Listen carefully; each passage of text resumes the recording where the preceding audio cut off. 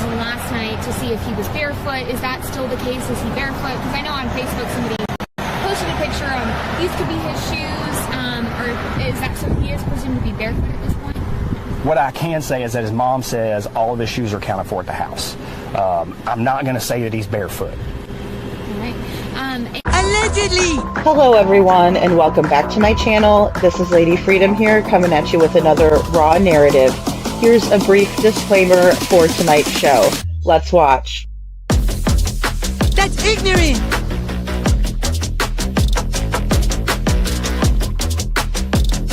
Allegedly, that's ignorant! Ignorant.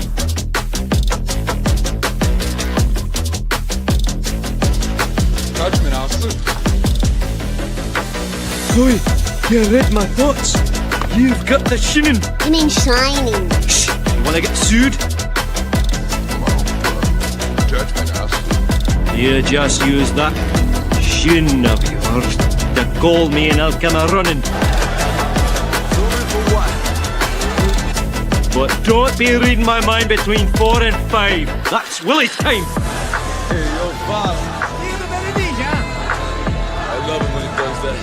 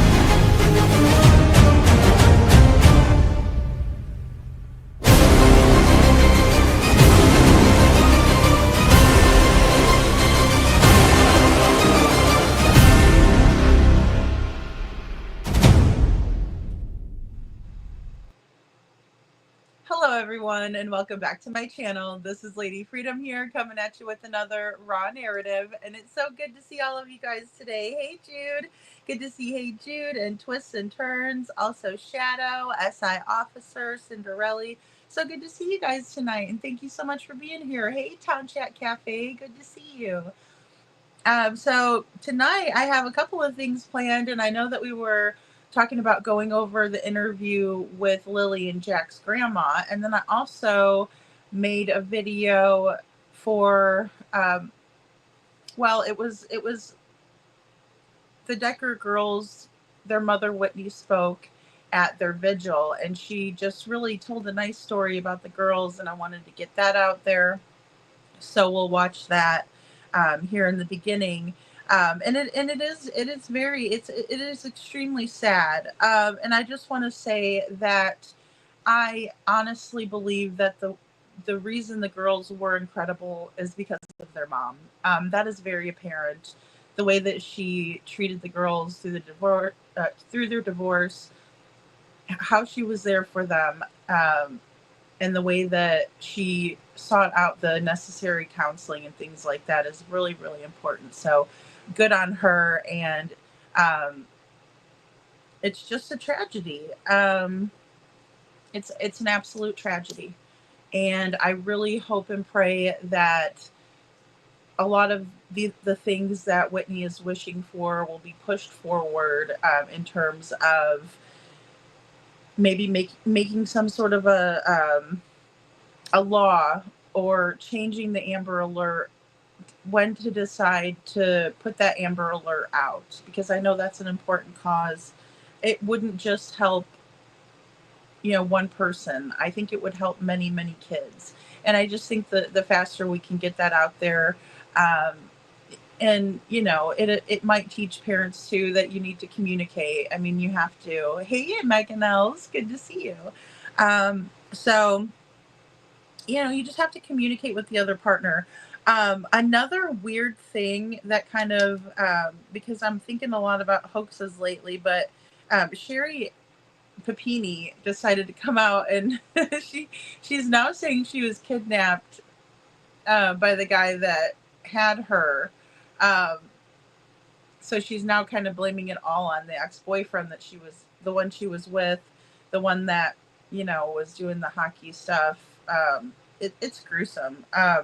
But either way, poor Keith Papini. I feel so bad for him. And the kids. Apparently, she does see them for an hour a month, but I think it's probably safe that she doesn't see them for any longer than that. And I think that Keith is fighting for that. So that's a good thing, because again, it's not just men that do this. It's not just fathers that do this. It's not just mental illness is not just a something that happens to a man or just a woman, right? It's not really even more prevalent, I don't believe. But I think it's important if more than one person, is going through it, or even if one person is going through it. Either way, it's just not something that we can say, oh, it's only women that have this, or that are doing this to the kids. We see this so often, right? And a lot of the stories that we've been talking about are centered on that, right? It's not the boogeyman. It's not the guy in the van. It's the parents that are in the household with these children.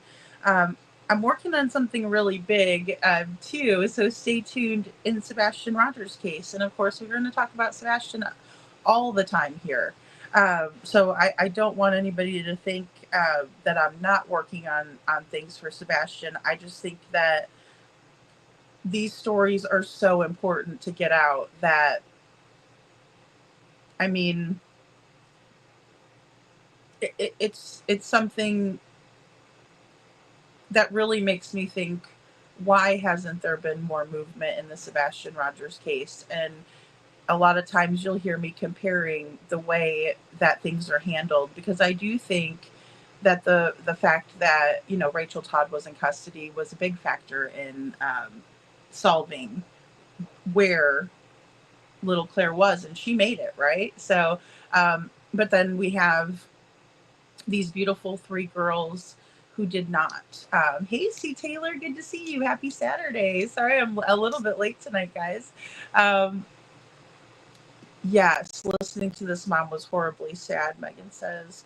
It killed me a little inside. Yeah, I mean, I don't even think I'm desensitized to it. I was trying to really hard watch it while I was editing it, and then watch it again, because it is so hard. And like, even sharing it with you guys up here, because she just had so much love, or she has so much love for her daughters. But while they were alive, I guess,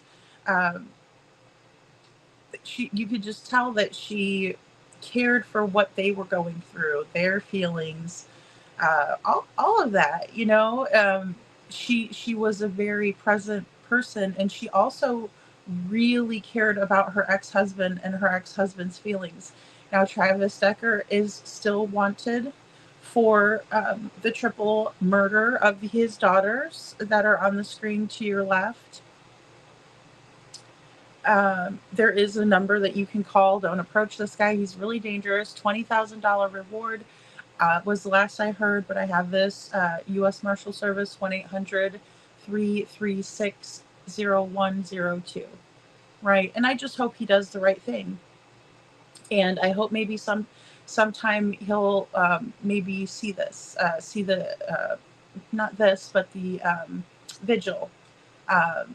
I really hope that he can see how many people showed up for his daughters, and how many people care, and how many people just want justice for them, and healing for their mother, because she is such a sweet, you could tell she's such a sweet and kind-hearted soul.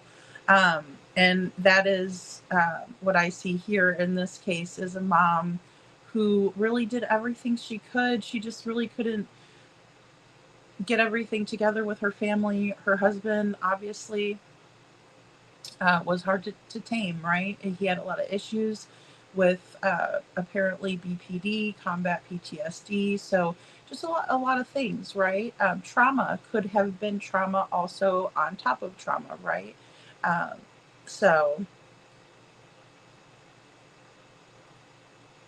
yeah, and in my opinion, it could be closed documents or sealed. Absolutely, Cinderella. Um, I saw something earlier about an investigation. When it's open, you can't do a FOIA. You can't get information on an open investigation, and we know that here because of our friend Jana and her sister Crystal McCrory Jones's case, right? She is a woman who was, in my opinion, taken by her husband and unalived, right? But they ruled it a suicide, so, or a suicide, whatever one you want to say. I probably can't say that one on YouTube, unfortunately. Um, Cinderella says because of minors involved. Well, and that's another thing to consider too, because yeah, sometimes, especially like when it comes to CPS documents, those things are sealed. Juvenile records are sealed. I know, Megan Els, and as also every single time, it's like every single time I think of the relationship that they might have had together between the father, him and his girls, it seems like they had a really, really close relationship in terms of um, one of the statements that I heard was that one of the girls, and I can't remember, forgive me which one it was, but she would push herself to really do something, as much as she could. And I think it might have been Evelyn, but she would really push herself to do it, right? And then when she was done and over with that, she would go on to something else. And so it just showed determination and those types of things that you do learn in the service. And I think that he may have been a really great example for the girls for a while. And we don't know exactly when he started to decline. In his words, he talked about whenever they were getting divorced, but there had to have been a time before that there was something going on, right? Like it wasn't just boom, you came home and everything was messed up. It very well could have kind of happened that way, but I think there could have been a disconnect, especially once the mental illness started taking over, and then maybe Whitney was noticing this and then she was trying to get the help. I think it was a progression. And that's just my opinion. And I think maybe we'll find out more. But he's still on the loose. Travis Decker is still out there. He's at large. 2 days ago, there was another press conference with Sheriff Morrison, Matt Morrison, I believe his name is. He did another press conference. So, good stuff there on that. And we'll probably pull that in.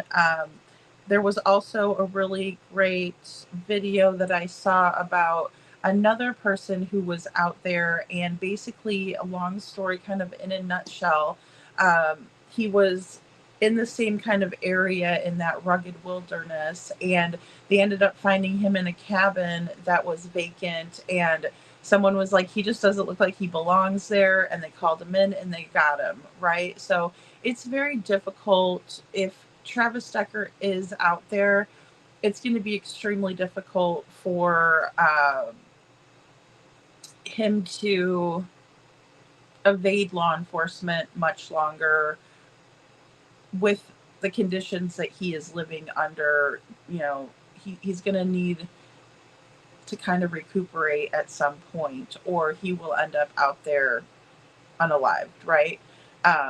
Just from fatigue and lack of resources, and he could very well be Rambo that we're dealing with, right, to that level, or something to that effect. But we're all just human, so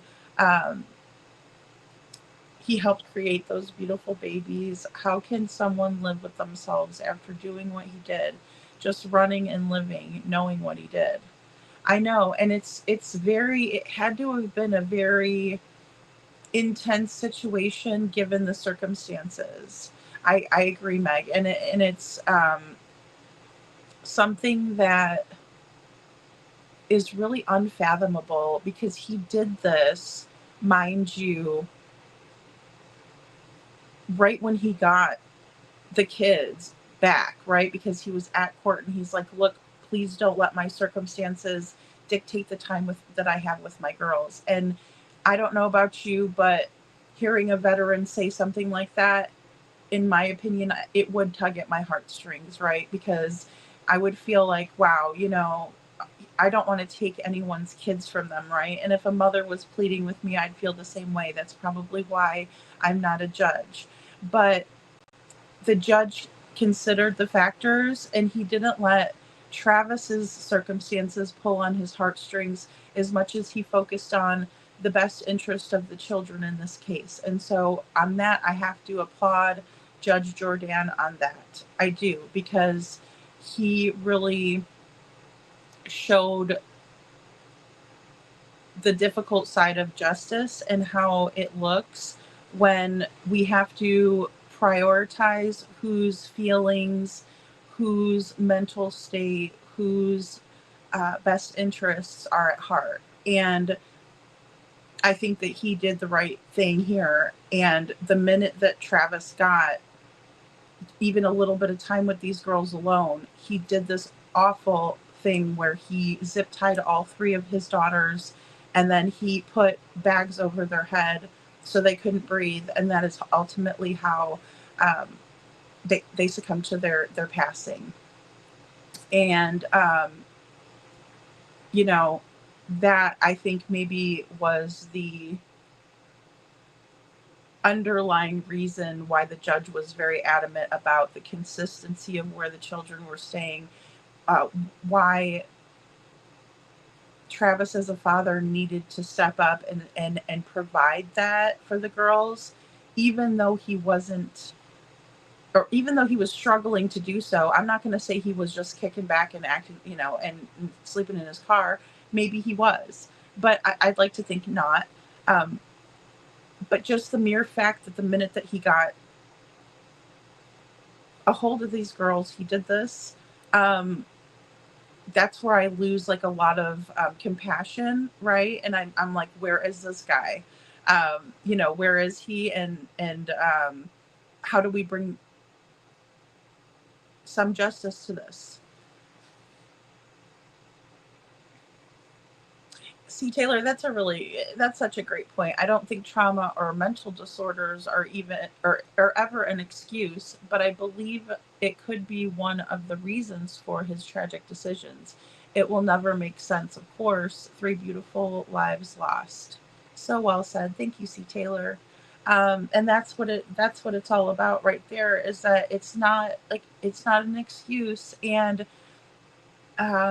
And the judge even looked at Travis like that too, right? It's not an excuse that you have been through a lot, right? Because a lot of times in life, people are dealt really shitty hands at first, right? Or at some point in your life, you may be the one that gets the shitty hand, right?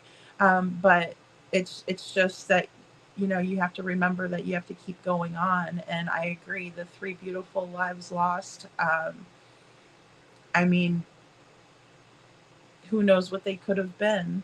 And any parent wants to see their child grow like that, right? They want to see them start out and, as they progress, you're proud and you're like, this is great. They're doing well, and you want them to do well, and you want them to be successful. And, yeah, gosh, I'm going to get choked up, but I did text my daughter today and I just said, I love you. 'Cause, also, we bombed the shit out of Iran today, apparently. So that was also another reason I was like, oh my gosh, what a crazy day. But it's just, I just can't imagine a parent and why would ever do that. And like you said, it's not an excuse. It's more or less I guess like a red flag, you know, something was going on. I just think at some point he has to have some mental clarity, Meg says, to know what he's done. I think the same of Claire's mom. Yeah, like, I guess there would be a certain point where you would kind of snap back to reality, right? And you would realize what you've done.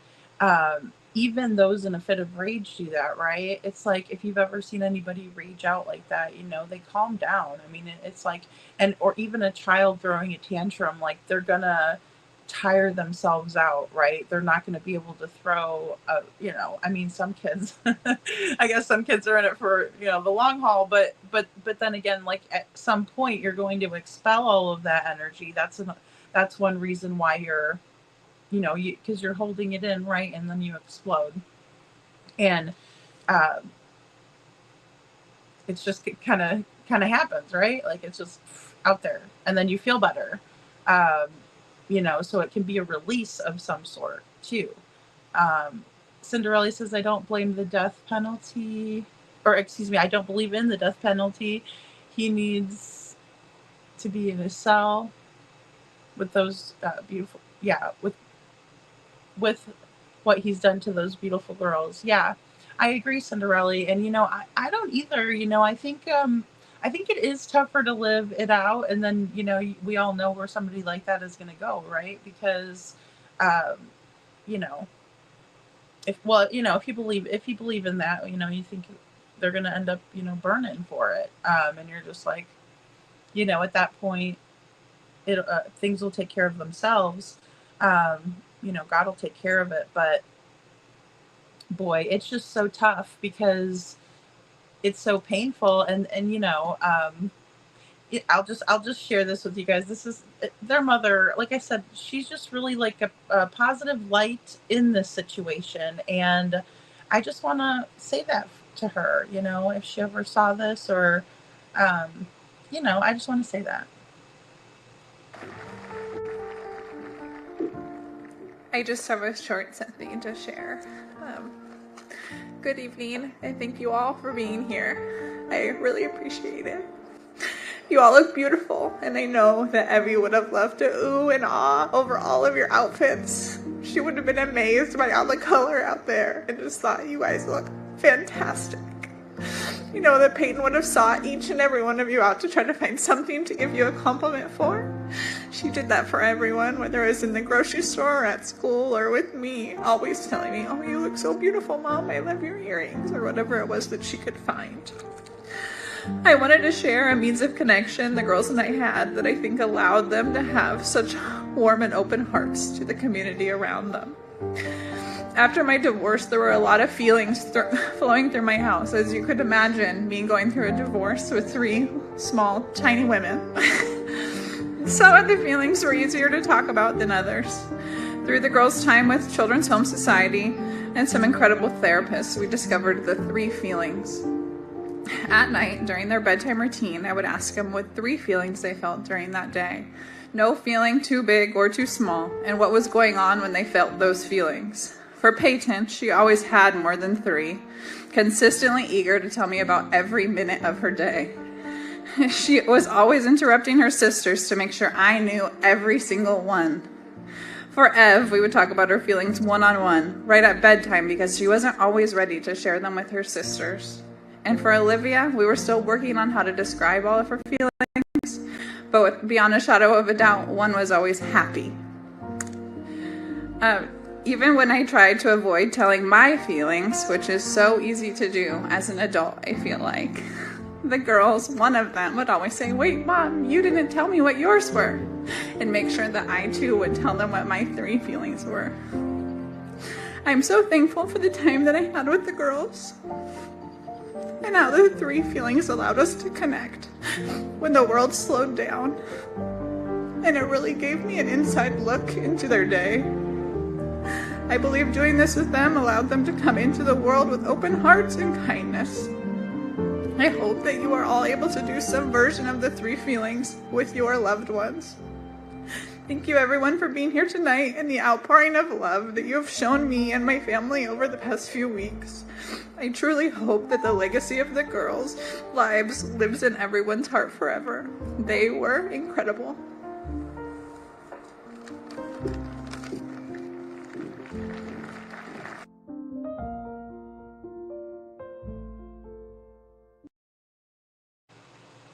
Okay, guys, so that was just really, really sad, right? Just really, really sad and sweet, and you know, she wants them to be remembered and honored by doing those three little things, you know, that they used to kind of communicate the way that they were feeling. And I mean, that is such a cute idea and a really good idea to help with, you know, feelings that come with negative things like divorce, right? Because it's not going to be easy. And again, I just want to say that they have the best mom. And gosh, C. Taylor says, the strength of this mother. I mean, that, like I said, I think she is incredible too. So I agree. I think that's the reason the girls were able to, like she said, be compassionate and be awesome people. And she described Peyton as someone who always liked to compliment people. So she compliments everyone when they're out at the grocery store or wherever they may be. She's complimenting people, and how sweet is that? And then you have Emmy or excuse me, Evie, which would be Evelyn, I believe, who would ooh and ah, and she would have really liked the way that everybody was dressed. And there were many in attendance for this gathering, and it was really, really nice to see that. She talked about the way the girls were different, right? Because all three of them had such different personalities. Hey, Lori. Hey, Sasha. And, you know, Peyton would be the one when she was telling her feelings that she would tell everything, right? And she would have more than three, which I thought was funny. I'm the oldest of three too, and I just kind of related with that because I think I probably would have overshared or had more to say. But of course, you learn how to deal with your feelings as you grow. And then we had Evelyn, and she, you know, didn't really always want to share in the group, right? So isn't that interesting that she didn't want to share in the group, and she would wait and tell mommy her, you know, feelings later when she didn't want to share them with her sisters and she wasn't ready to do that. I thought that that was very thoughtful of her and really mature, because some adults don't really know how to deal with feelings, right? They're tough. And then we had Olivia, who, again, you know, how I just said it, she didn't quite yet know how to express her feelings because she's only 5, but one of her main feelings would be that she was happy. And so I think, golly, it's just one of those things that is just so extremely tough, and also bittersweet when we hear this, right? Just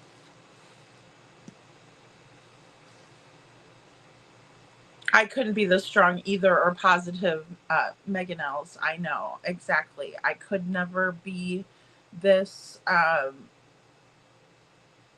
positive. I don't even know that I would be able to speak, which is weird for me, but I don't know that I could, you know.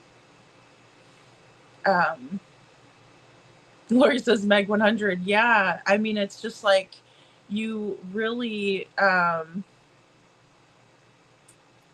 I know that I would probably like not want to talk. I don't even know that I'd be able to talk. I don't. But it's funny what happens when you know, sometimes when that time arises, you know, you surprise yourself, I guess I should say. But I had something else for you guys with that clip, and I'm trying to look. Let me see. Oh, okay, that one's for Lily and Jack's case. But yeah, just prayers, guys. And you know, I think this is just like really good, a really good. I think that's what I had written down over there. Sometimes I write it so fast I can't read my own writing. But either way, I think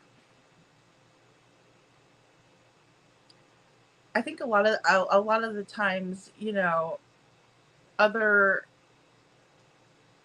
parents might handle things different ways and things like that. Hey, little Miss Sharon, good to see you. Hey, I am Two Bear.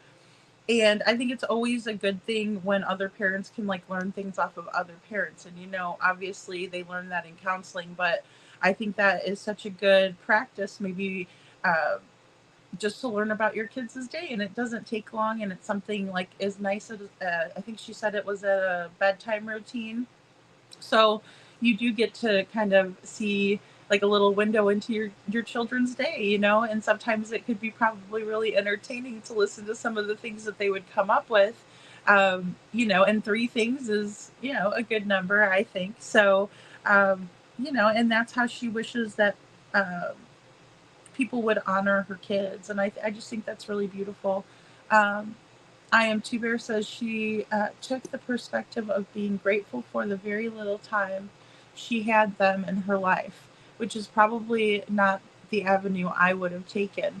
I wouldn't be resentful for the time, or I would have been resentful for the time lost.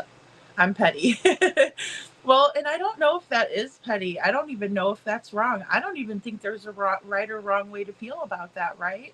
I think it is commendable when we see it, and it's like, wow, this lady is really, you know, an awesome person and a good example. But it is tough, and I don't think so either. I mean, I think I would probably maybe care for the father of my children, yes, you know, but then once things would come out, it would probably make me madder, and then I would just be, you know, I might be Rambo out there looking for him myself. No, I'm just kidding. But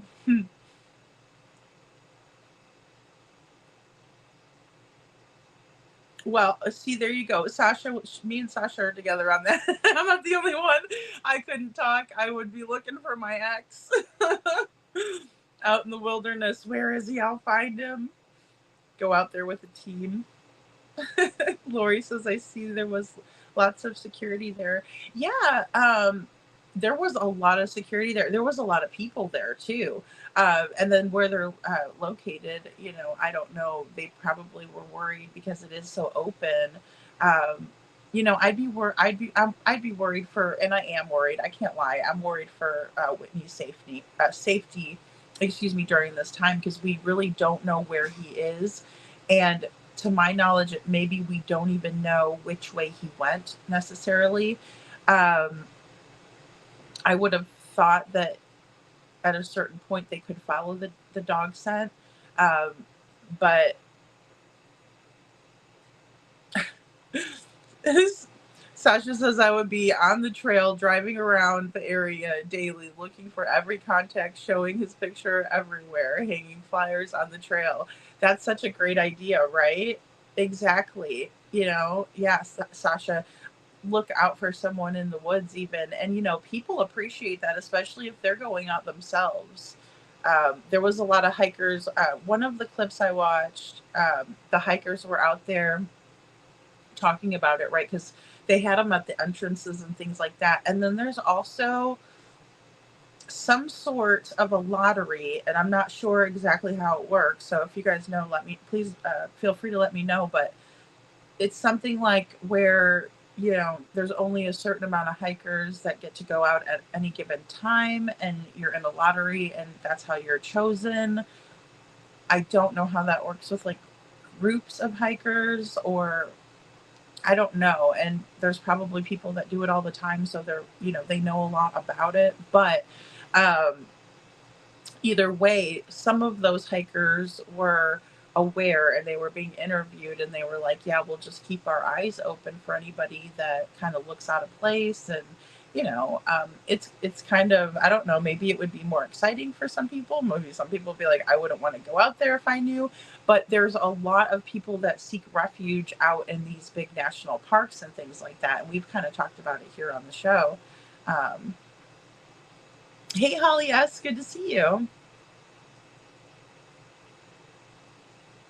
I would need some really good rugs. Exactly, Cinderella. Yeah, Lori says, I mean, it's so much to bear, it's so much to bear. Sasha says, I got the feeling he was watching with binoculars or something. I could just be paranoid. Well, I mean, I'm fearful for something like that too, though, because I mean, we don't know. Well, let's just put it this way. The reason I feel that way is because we know what he's capable of, but we just don't, know where he is. So he's very unpredictable. But at the same time, we know what he's capable of. He did to these beautiful little kids. I mean, if someone could hurt a kid, then they could probably do anything to anyone at that point, a team, right, Sasha? It would have to be some kind of, because it's dangerous out there and it's so rugged, right? I don't know like a better or word to use, really. It's just like so rugged, and the wilderness is so thick and deep. The same thing, and I mean, he's up near Canada too, and some people think that he might even be in Canada, which he possibly could be, but based on Google searches. Now, I mean, that's not to say he wasn't searching a couple days beforehand and, decided on something different. It's, nobody knows either how they're going to react when they've just taken the lives of course, their children, because even though Decker was in the military and he very well could have taken people's lives in violent ways, that's not to say that this wasn't going to really be something that was going to mess with him, right? So maybe his whole attitude changed after he did this. We just don't know. There are so many unknowns. Bab says, God love her. She is more gracious than I could ever be. It's been 5 years and the a-hole is in jail for emming my best friend of 32 years, and I'm still full of anger and hate for him. He's in prison. I'm so glad to hear he is, Babs, and thank you for being here. And thank you for sharing that. I'm so sorry. And yeah, that is absolutely my feeling. I have seen people, and I know you guys have too, probably, where they are so forgiving and kind and loving and compassionate still. And I don't know. I would be a raging, bitch. I would just be, I'd be inconsolable. And the last thing I would probably be thinking of is like helping other people. And she is, and she wants other, but I will say, and I wish I could find it again. I don't know why they took it off, and I need to go take a look and see if I can't hunt it down. But it was a story of another little girl who was taken by her father under the same kind of, circumstances of, a kind of a custody, not even really dispute, but they were going back and forth, and there were reasons why, and, and she ended up having her life taken. And I think it was 10 different states that she was able to change and get the Amber Alert, the special thing, or the law enacted. But she's not quite got to all 50 states yet, right?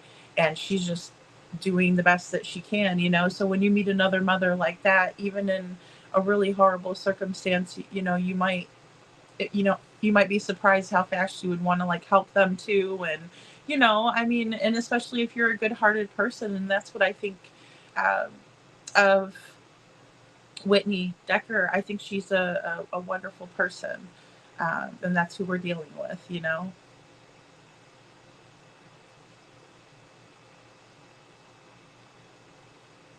Yeah, that's true. Lori says there was a lot of security there. She didn't need to do that. Yeah, she was taking a risk, right? But it was such a beautiful thing.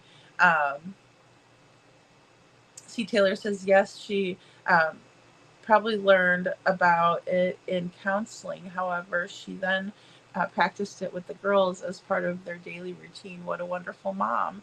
I know, C. Taylor, I agree. And I think that's such a special thing. And how sweet it was for the girls to wonder about her feelings too, you know? And it's so difficult because feelings are messy. Sometimes they're not, um, you don't know what you're going to get if you ask somebody, well, how does that make you feel, or how are your feelings? And I think it's really a neat way too, because you're just naming off 3 feelings that you had that day, and why you had those feelings and talking through them. And but when you ask kids, it gives you a special insight, like she said, and that was just such a sweet idea. I'm super worried too, Lori. I mean, God only knows, because like I said, we just know that he's full of hate right now, out there doing crazy stuff, probably desperate as hell. Yeah, I pray for the same thing, Babs, and I hope she's not like by herself at all ever. I pray LE is protecting her and her family. This man is full of anger and hate for the mom. And, I do think that was the major focus of why he did this. He said, oh, you think you're going to take the girls from me? Well, I'm going to take them from you. And I didn't jump the gun on that. It was an initial thought, right? Based on patterns that we're seeing in the true crime genre, right? We see these all the time. Town Chat Cafe says, I wonder if they took his dog out there, if his own dog, Chinook, could track him down. Well, that is a smart question. And I wonder the same thing now. That's a really smart question. Yeah, Chinook. Okay, because that was his dog that they had found with him. I know, because wasn't there in this case there were 2 dogs. So yeah, you would think his dog would have been able to get his scent. Absolutely. I mean, yeah, great point. Sasha says, me too, bottle maker's mark couldn't faze me, just like water at that point. Sasha, I hear you, girl. It's like, I don't even know if there would be anything that would help me. Like, right, I would be like an Incredible Hulk mode. They'd be like, give that woman some booze, and it wouldn't even help. I'd be like, let's go, and then they'd be like, oh, okay, well, that didn't help. Yeah, I would be very difficult to handle in that situation as well. You crack me up. Lori says, I had a hard time enough losing my son, let alone 3 children. Well, exactly. I mean, and all at one time. I mean, what kind of a tremendous tragedy is that? Like,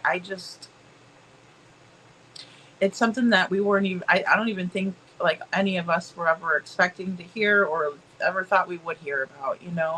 You're so right, Lori. And I know a lot of you guys have lost people in your families, like even when we were talking about recently on Father's Day, Mother's Day, but a child is just like, I cannot and would not want that for anybody, especially my good friends, like you, Lori. And it's just, I see this lady and my heart does like fully go out to her. I fully support anything she do, Oh gosh. Well, Daniel, we're going to talk about Daniel's son in Nova Scotia. We're going to talk about Lily and Jack tonight too, because it's interesting, some of the things that their biological father's mother, or their grandmother, paternal grandmother, had to say. There was a really interesting dynamic there. And I do have to say some red flags, and not with grandma. Grandma was very kind, very nice. You could tell she had a very well kept like yard and everything, and it just seemed like she was a nice person. I would have really liked to have heard from their father, but we're going to talk about it. Thank you, I am too bear. Yes, Lori is extremely strong, you know, and when things like this happen, we just, like I said, we just don't know what we're capable of handling, and then why we have to still go on is because a lot of times, you know, and sometimes I feel like bad people live forever, but a lot of times we're still needed here, right, to do what God wants us to do, and if you believe in that, and I do, you know, I think that we're all here to do and be of service and have a purpose, and we all have a good purpose. So some people just don't listen to that, I guess. But Cinderella says, I wondered that too. I always thought that Brian Laundrie was in the trees. Well, that whole situation was weird because there were so many people searching and searching and searching, you know, and then all of a sudden his parents go out there and it's like, oh, here he is. It's, oh, how weird, right?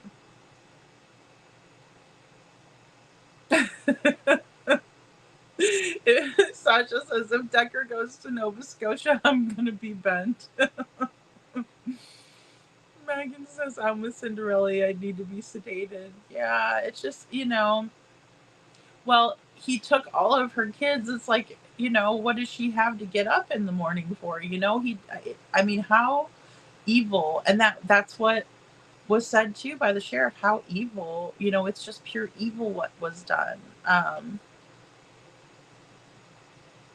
Never gets easier, Lori says, you know. And see, those are the comments too when you hear from, you know, mothers who have lost children. When, you know, Katie Proudfoot or Chris Proudfoot would say, you know, you don't know until you've gone through it. Well, I know a lot of you who have gone through it, right? A lot of people that have, and every time I hear from you guys, like I feel it, right? It just like hurts my heart when they say how much they're grieving, or maybe they don't say how much. It's absolutely like night and day. So I can't look at them and be like, oh yeah, I can feel your pain. No, because they don't have any, because they know where he is, in my opinion, allegedly. I am too very, yeah. Oh my goodness. Yes, absolutely. Sasha says, I'm just mind blown. The Laundries found Brian after all that searching. It took 2 minutes. For the week searching. Yeah, I know. Isn't that crazy? It is. It's absolutely insane. Found the dry bag. Oh, here we go.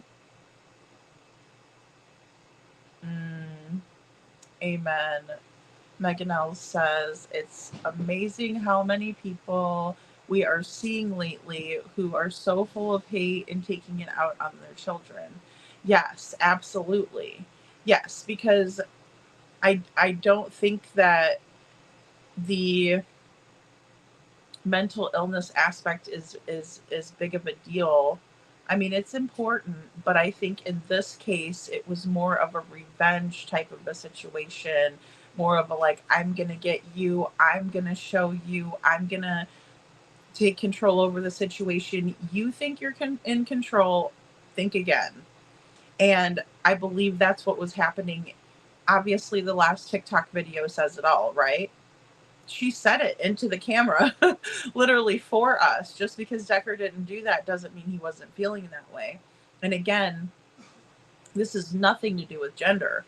It can nothing to do with which parent does it, right? Absolutely nothing to do with it. Fab says those precious girls had a loving, caring mom, and they would have grown up to be the same. I agree. And 3, wonderful people in the world, and they made such an impact, and they were 3 such wonderful people in the world. All of the involvement they had, Could you imagine how cute that would be if one of them came up to you at the grocery store and said, "Oh, I just love your earrings." I would die. I'd be like, "Oh, thank you." It would make my day. So they brightened other people's days, and kids do that. That's why, it's like weddings and stuff like that are so funny when like the little kids are dressed up and it's just like so in their dancing. It's like, that's so cute. I am Two Bear says, I lost my husband, not quite the same at all, but I know about the never gets easier part. That part is 25 years, or that was 25 years ago. Yeah, I am Two Bear. I think like any loss, like that's what, I was trying to say too. So thank you. Yeah, because that's, the person that you love. It's a loved one. And it doesn't get easier. I feel like that too, about like even my mom who passed away. So I feel that. I do. Because, when an anniversary comes up or something is going on, it does make it harder, a holiday or something like that. And I'm like, wow, it's been so long. And so, yeah. Thank you for sharing that.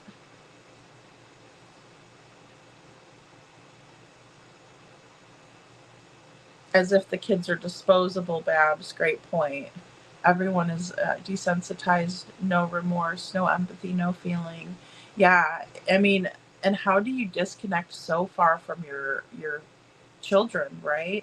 How can you break that bond 3 times in a row and just walk away like it never happened? I mean, I might have thought that Travis Decker was suffering through a mental break or some sort of mental illness had he taken his own life as well, but he didn't do that. He walked away and he got himself to safety. Maybe he unalived himself later, but still, that remorse took a minute to catch up if that's the case. If it was ever there at all. Sasha says Adventures with Purpose found Kylie in 15 minutes. Law enforcement searched for weeks. Boom. Great point. Great point, Sasha. Really well said. And that's what happened too. I mean, they were in there. They quick found her,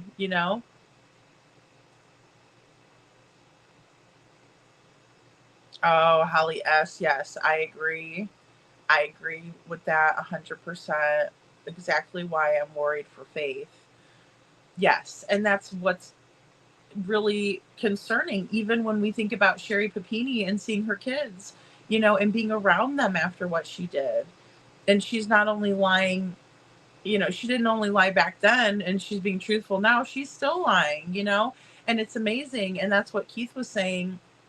They showed a clip from like a hearing where he was on the stand and he's like, look, she did this, 2 years ago or a year and a half ago. And this isn't the first time. And it was like, and she's blaming the other person. And it's like, we have to recognize that for what it is and understand that you're preventing a situation. And that's what's important, because a little kid can't help themselves. They're vulnerable. They need us.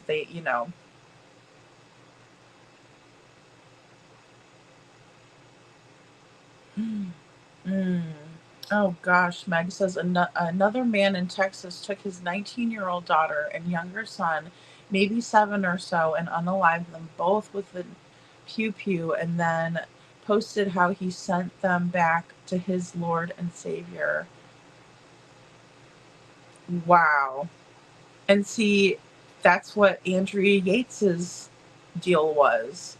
And I mean, I have to say, I believe that was what she was doing it for, right? I mean, yes, don't get me wrong, full on probably postpartum psychosis. He, forced to have the baby after babies, small living or bad living conditions, I will say. So, hey, Perfectly Imperfect Boy Mom, thanks for being here. No worries. I'm glad you're here. Sasha says, I suggested this in the Summer Wells case to take Summer's dog to track her. Yeah, that is such a good idea. Yes, I was like saying that to Town Chat. What a great idea. Because your dog knows you and your dog's going to want to find you, right? They're motivated to find you. They love you. And absolutely great idea. Yeah, that's too bad that they wouldn't have thought of that. I wonder why they didn't. Too bad Jules isn't in here. Bab says, I think he planned this. He portrayed differently in court and got his privilege for unsupervised visit, and he took his anger out on those precious babies. 100% Babs. When I saw that, I mean, I was totally like, okay, I can't feel sorry. I'm glad that we got the mental health stuff taken care of and talked about, the Amber Alert stuff. All of that's super, super important. But at the end of the day, what a freaking monster. You know, what a monster. And it just, oh boy. we're going to have to ask Jules about that next time she's in chat. See what she says about the scent of your own dog, right? I'm just going to put a scent of your own dog. Somebody sees that note and be like, what the heck is she talking about? Your own dog. As opposed to like a scent trained or scent specific dog, right? That would be versus scent specific. Thank you guys. It's such a great question, you know.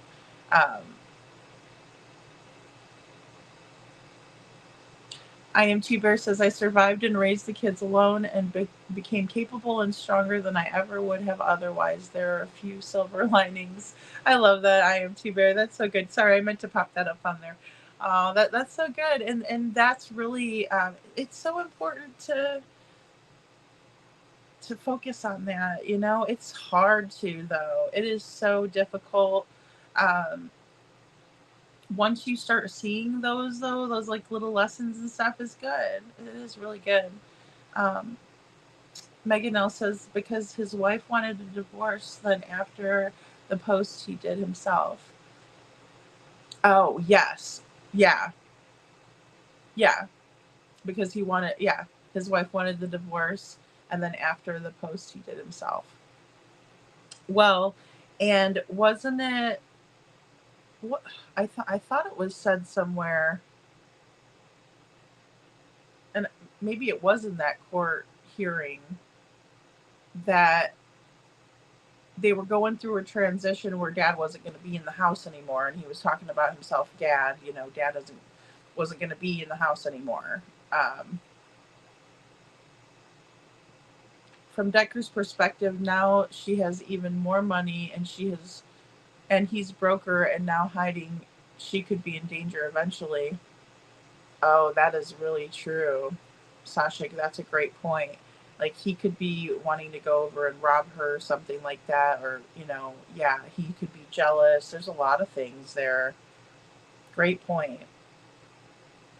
Hey, Anne, good to see you. Good to see you. Oh, I'm sorry you're sleepy.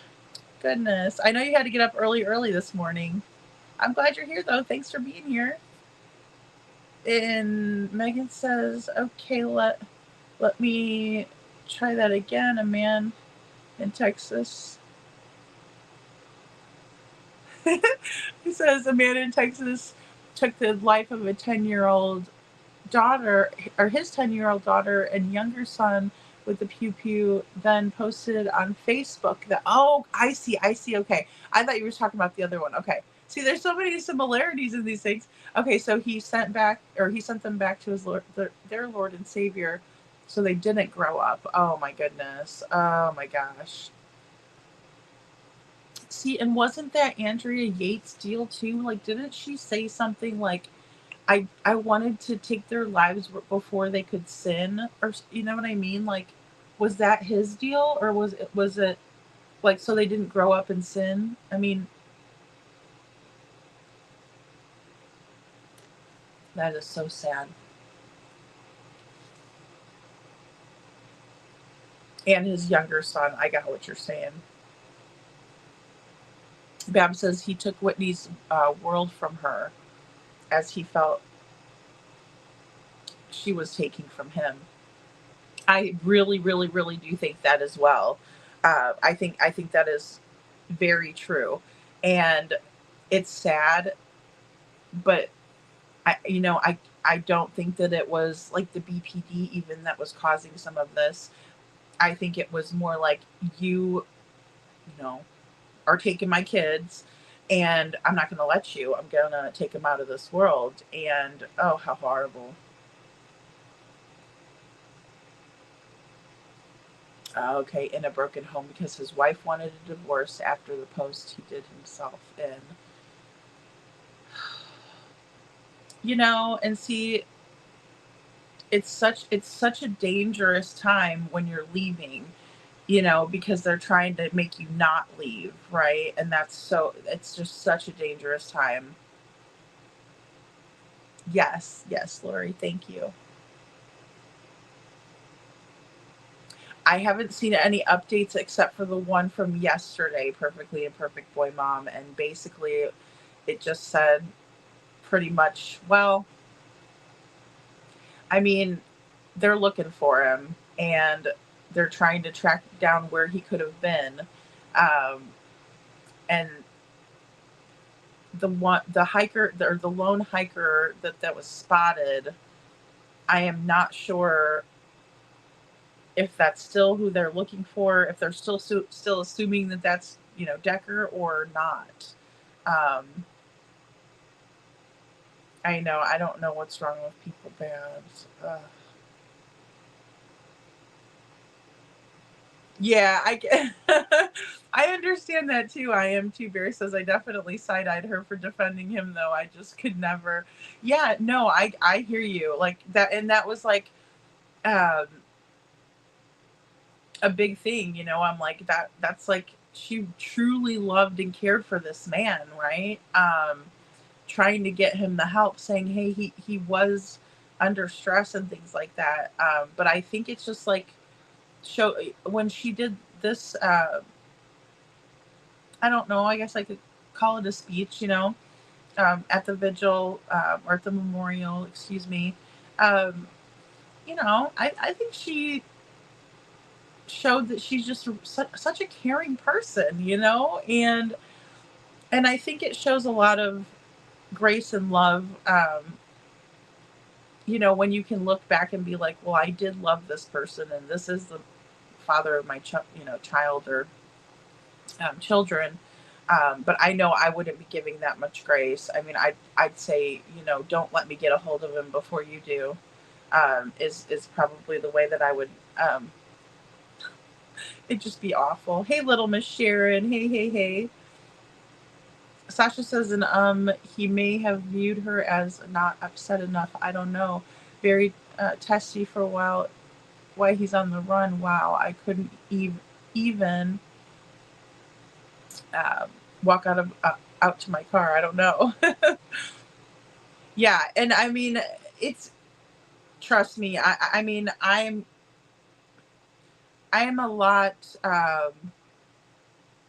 I'm a lot different than that, because I know I would never. I mean, maybe eventually with time I could, but I don't think I'd be giving that much grace at first. I really wouldn't. I'd be panicked. I'd be like, please find him quick, or you know what I mean. I think I would be. I don't know. She's just a kind-hearted person who really who cares about people, and I do too. But I mean, at that point, I don't know. I would be beside myself, and I'd be like, you need to find him. Like, find him now. You're like, hurry. But I think she was that urgent too, and I think then she was also trying to like tell them, like, hey, look, you need to find him because he does have these mental illnesses, and because he did serve, and because he may be, having a tough time right now, and he did something, right? So I think she was doing that.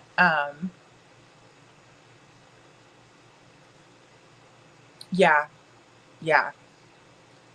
spot on. Meg says, Babs, it's exactly as you said. And people want to hurt others so badly that they use their own children to do it.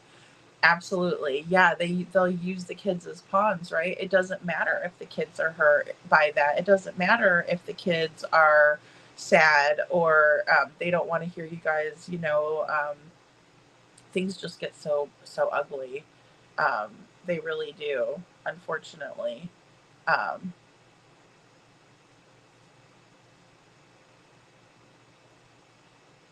oh yeah, Bab says I think the Laundrie's parents knew from the time he called them. Yeah, and came home what he did. Creepy mom. Oh, for sure. I do too. And that's why I was so infuriated with them. And I'm like, I know that they have the right to remain silent, but no. And I think that they should have arrested Brian Laundrie as soon as they saw that he had Gabby's van and not Gabby. They should have arrested that kid. They let him go, and that was one of the great mistakes that law enforcement made in the Gabby Petito case, in my opinion, is that because remember, they thought he was Roberta, like that he was coming out of the house, and it was really her, because they did have eyes on him, but they kind of, like, whatever, messed up.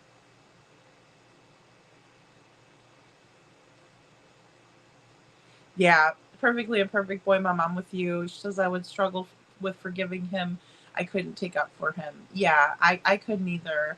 And it sounds like they were in the throes of like a pretty nasty kind of custody situation, right? Now the scary part is he didn't even sound like he was angry at all, though. During his little spiel that he did to the judge, he was, seemed very calm and even keeled, which is scary because that's very manipulative if you're capable of doing what he did to those girls.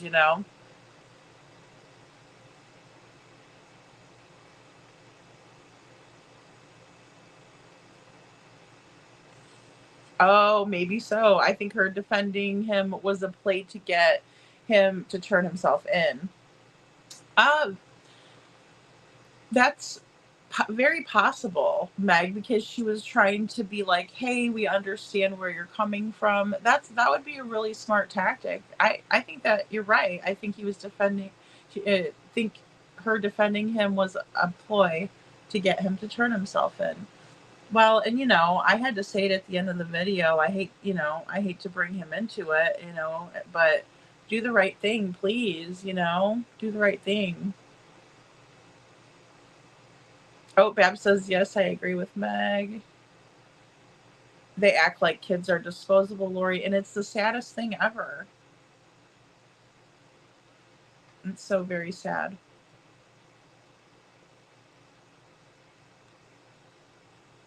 C. Taylor says, Belinda, Lily, and Jack's paternal grandma is the only one speaking truth, in my opinion. She admits that her son gave up custody and had no involvement in their lives. She wanted to see them, but Malaya cut it off. Yeah, and we're going to listen to what she has to say. C. Taylor, I think there's a lot to say about whether she's being truthful or not when she does say, the good, bad, and the ugly. I agree with you on that. I think she was being more candid than, even Daniel. I think there was a lot of times where what he was saying really wasn't adding up. And I just feel like he was way too calm, and I didn't sense any urgency. He also talked about the media just liking drama. And it's like, no, we have questions. Well, and that I know, and Babs, that's what I think happened there. I do. His mom leaving Claire out in the damn field somewhere to hurt the ex and his mom. Yeah, I definitely feel like that's what happened there. Perfectly imperfect boy, mom. That's a great point. The problem is that these people are so sick mentally, we can't comprehend or understand what goes through their minds or make them think what they did was acceptable. So we are left with crazy conspiracies. Well, that is so true. That is so true. Yeah, and then we have to kind of navigate through. Oh gosh. Oh, You know, we talked about Lori Vallow and all of her crazy ideations. I mean, she had spiritual ones, like you said. She's got zombies. You know, what about Lori Vallow? Her kids were zombies, so they had to live. So she had to unalive them to save them, right? Yeah. All the while, it's BS, and you know, it's sad when you see Tylee and how much she loved her mom and emulated her mom. Is so sick. And then sweet little JJ. Hey, couponing, good to see you. Yeah, we got to ask Jules, right? She would know, or she'd be able to give us the best answer, I think. No amount of money will ever replace the children she has lost. No, absolutely not, Lori. No. I could see Travis kind of wanting to get his claws on it, though. Hey, Sammy G. Sammy G says, I guarantee if you let Allie, my weenie, out, who would run right to me even if I was 3 blocks away. Amen, Sammy. That's what I was thinking, too, you know, without even having like a professional's opinion on it, because, or the expert opinion, right? Yes, because they love you so much, right? They just want to find you. C. Taylor says they would need something that primarily had his scent, I believe. Maybe the unused zip ties that he had handled and were strewn about. His phone, that would be a great one, right? Truck would have several scents, so probably not those. Well, and you know, maybe like the seat, but I mean, I don't know if they would want to use that if they have evidence on it or what, but where he would sit, or even just like anything, you know, because he had to have had clothes.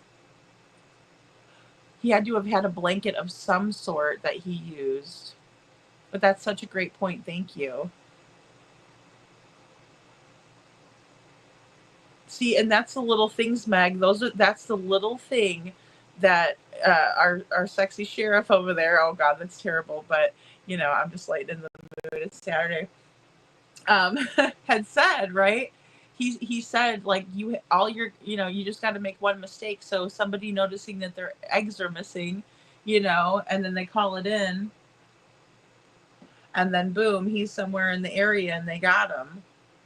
One little mistake.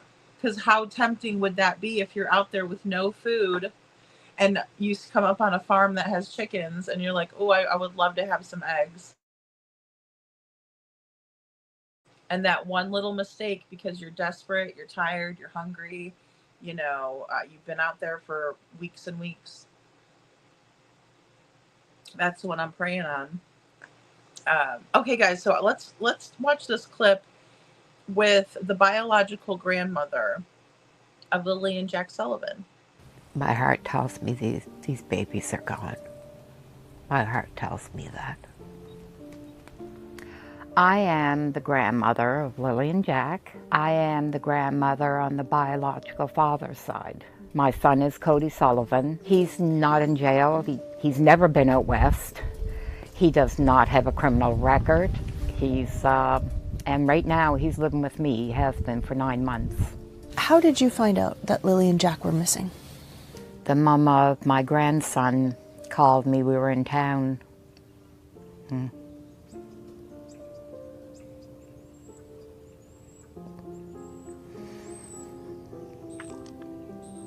She asked if I heard the news. She sent me the article that was on Facebook showing the kids missing. I couldn't call Malay yet, so I waited till we got home. And I called, well, I didn't call her, I texted her. And she told me that, yes, that the kids were missing, that they've been missing since this morning. I was in a state of panic, shock. But in the back of my mind, I kept saying, well, they'll find them. I mean, I'm assuming that they'd find them. So I told her, well, we'll head out first thing in the morning and help with the search. It was around between 3 and 3:30 in the morning. couple of cop cars pull into the driveway. The lights wake me up that I'm a fairly light sleeper, so I see the cars pull in, so I knew what it was. So they come inside. They only stood in the kitchen. They wanted me to wake Cody up, and they wanted to know when was the last time he had seen the kids, and that they were just making sure that the kids weren't here. And then they left.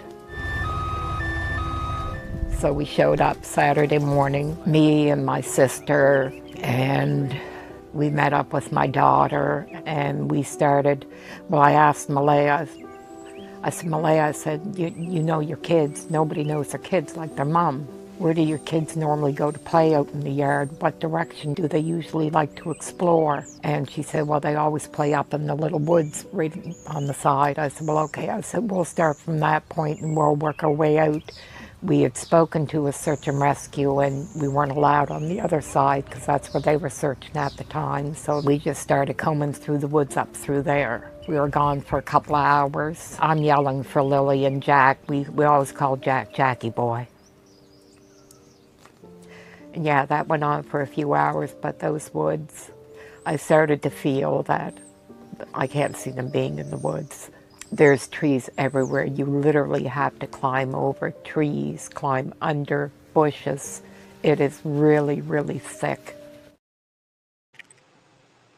Okay, guys, so really, really thick woods. And, you know, we saw that. We've kind of witnessed that really watching some of the news clips that they have put out.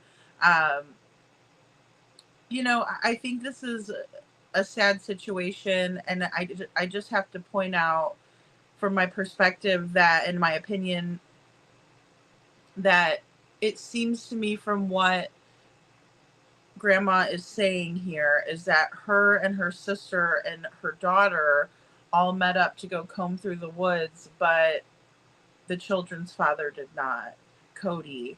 But let's just kind of back up. So she got a call, and someone sent her over this article from Facebook talking about the children being missing. So Lily and Jack Sullivan, they are only, let me pop a picture up of them. They are only 4 and 6 years old. So they are, you know, little bitty kids, as cute as they can be out in the woods, right? Suspected that they're missing. We can't find them. So she waited till she got back to town, and she texts Malaya, and she confirms that the children are in fact missing. And, you know, Grandma says, you know, she was panicked and shocked. She says that she was assuming that they would find them, but she did agree to come, you know, the next morning to help look. Well, at 3:30 a.m., they see the blueberries and cherries out in the driveway, and they notice that it's the police. And they stood in the kitchen, asked for Cody to wake up and speak with them. And we're going to hear what Cody has to say a little bit, too, about that interaction a little bit later on. Not from Cody, but from his mother. So,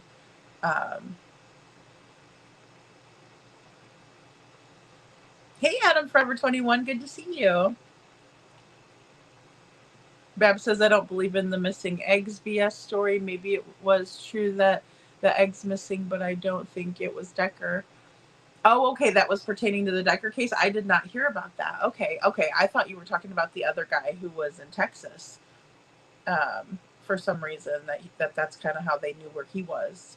Okay, so, well, and see, one little slip up, it would only take one little slip up. So really, really interesting.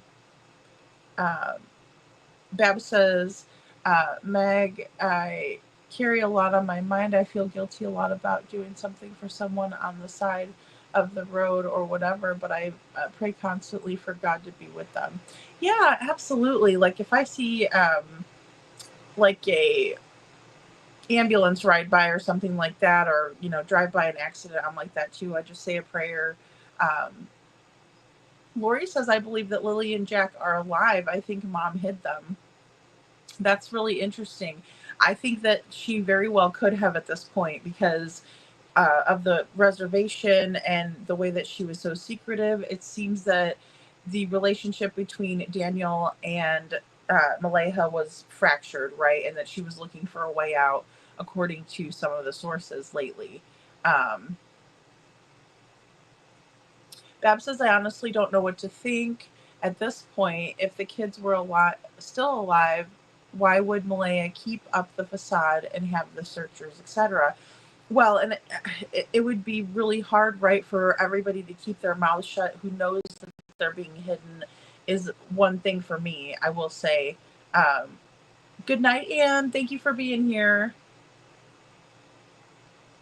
C. Taylor says the believers, followers, and Lori and Chad Daybell are still alive or growing. Several people who've followed the case and have researched it have from the beginning are reporting it. It's very upsetting. Oh my goodness. Wow, that is so weird. Super, yeah, unsettling is a good word.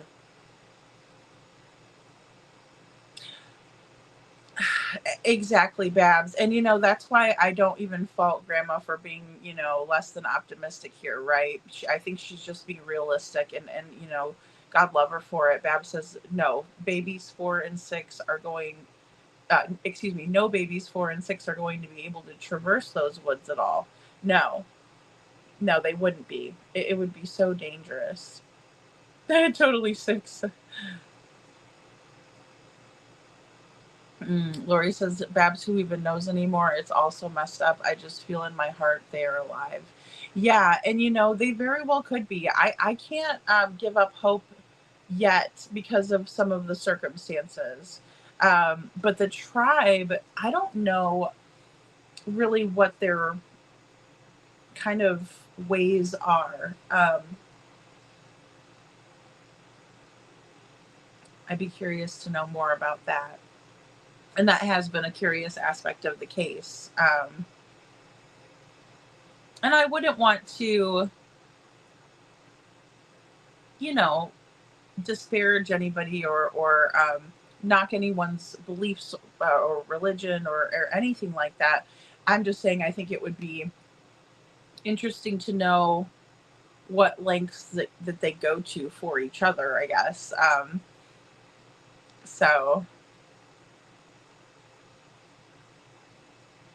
Okay, so we're going to go to this next clip. I just made some short ones today because this interview wasn't extremely long. It was like 9 minutes only. So, but here's this next part. We come back out and I went in to see Maleha again. I assumed she was in shock. She was very, very non-emotional, very just flat, monotone. But Maleha's very soft-spoken anyway. That she's not usually excitable. I thought that's made her a really great mom. She was an excellent mom.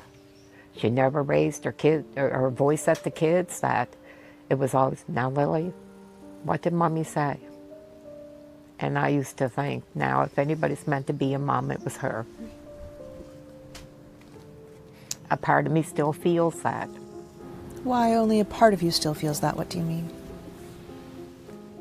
After seeing the place, seeing the condition of the home, it was like the total opposite of what I knew of Maleha. She was always clean, very clean about herself, about the kids, about her home. This home looked more like a camp. Now, I don't know if it's from all the people that were there because I didn't show up till the day after, but it was very unkempt.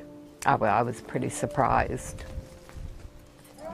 I love you. Lily is, she was my little dream girl, the first granddaughter. And I loved that she had the brown hair and she had a space between her teeth, which I had when I was a kid. So yeah, she was our little princess. Jack was such a sober, serious little baby that he didn't like to smile. You could tickle him.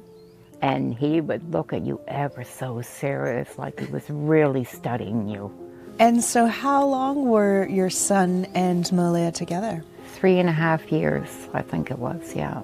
I thought they were the picture-perfect family. Then Malaya started to tell me that they were having problems and she wasn't happy.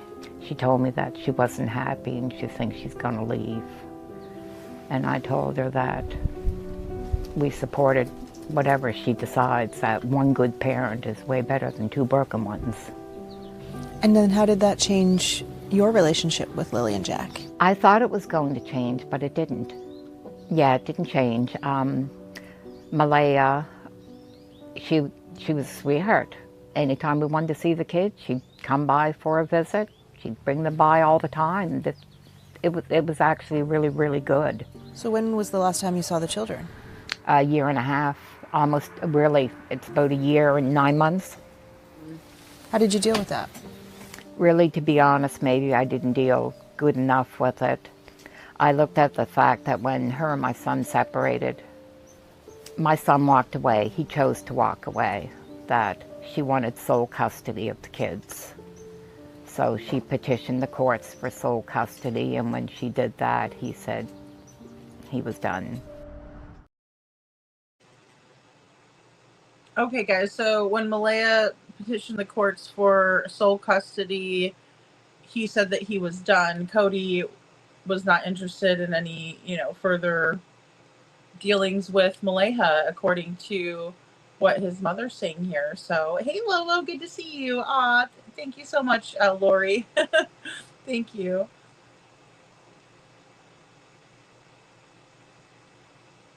Hey, Mima, good to see you.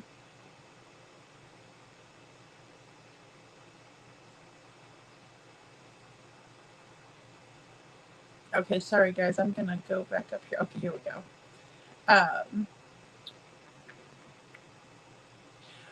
Lori says, well, then Malaya's relative has had a lot to say on all the creators' channels. What's his name? Deerwood. Yeah, he has been pretty vocal out there, right? Deerwood, O'Grady. He has. And, he believes that the children were picked up on the road, which the road was, readily available, and very well could have happened. Where nobody would have seen this happen. They would have maybe seen her by the road. Meemaw for the Missing Children says, Mom lawyered up. She has something to hide 100%. I believe so too. Otherwise she would have been vocal, right? Where are my kids? Please help me find them. You don't look for something that is not missing, right? And that is from the late, great Peter Hyatt. He said that. So you don't look for something that's not missing, right? C. Taylor says there's a local to Lily in Jack's area who's been in chats and on panel. He said there are RCMP members on the area reservations. He said 100% they would not be able or allowed to be hidden on a reservation. Thank you, C. Taylor. This is what I was wondering, because I don't want to accuse, especially a group, right, of people, of ever doing something or allowing for something like this. So it's so important to really know what is really happening here, because, of course, I did try to make that promise in the beginning that I didn't want it to get out of hand, like Sebastian's case, where, there's just all of this information. Most of it's not true. Rumors flying. I really want to just report on the facts here, and keep it to the facts. Because it can really cause problems. This is a great interview. She seems super honest. Thanks, Meg. Yeah, I agree.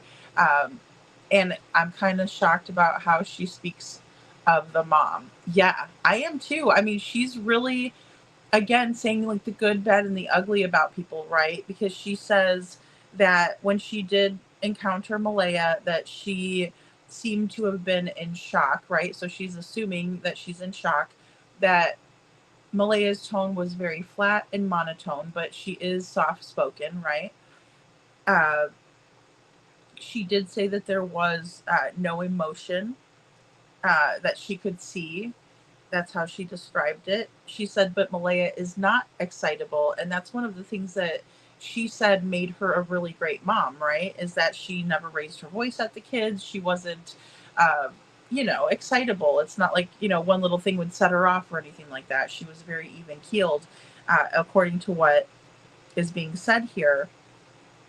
She also said that she was an excellent mom, actually. I wrote down excellent mom, right? But then she says, part of me doesn't know about that anymore. And I think a lot of us probably do know exactly what that feels like.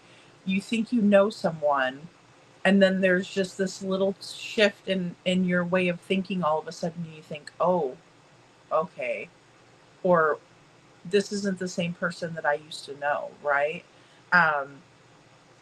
This isn't who I thought you were, or this isn't who you were before this, right? If you really know someone, like a mother-in-law of 3.5 years would, or a, mother of, your grandmother, the grandmother of your children, excuse me. If you've been with that person for 3.5 years, you know the mom. She knows you, right? And she knows when she goes over to your house. I mean, that's a mother-in-law thing, right? They're looking around. Is it clean for my son? That sort of thing. But that's normal, right?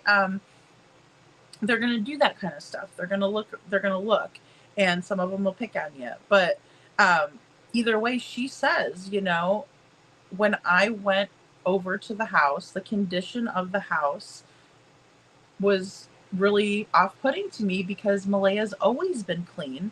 And she says this house looked more like a camp. And I'm sure she was maybe a little shocked to see Malaya living like this, knowing how she's very tidy, or how she was very tidy.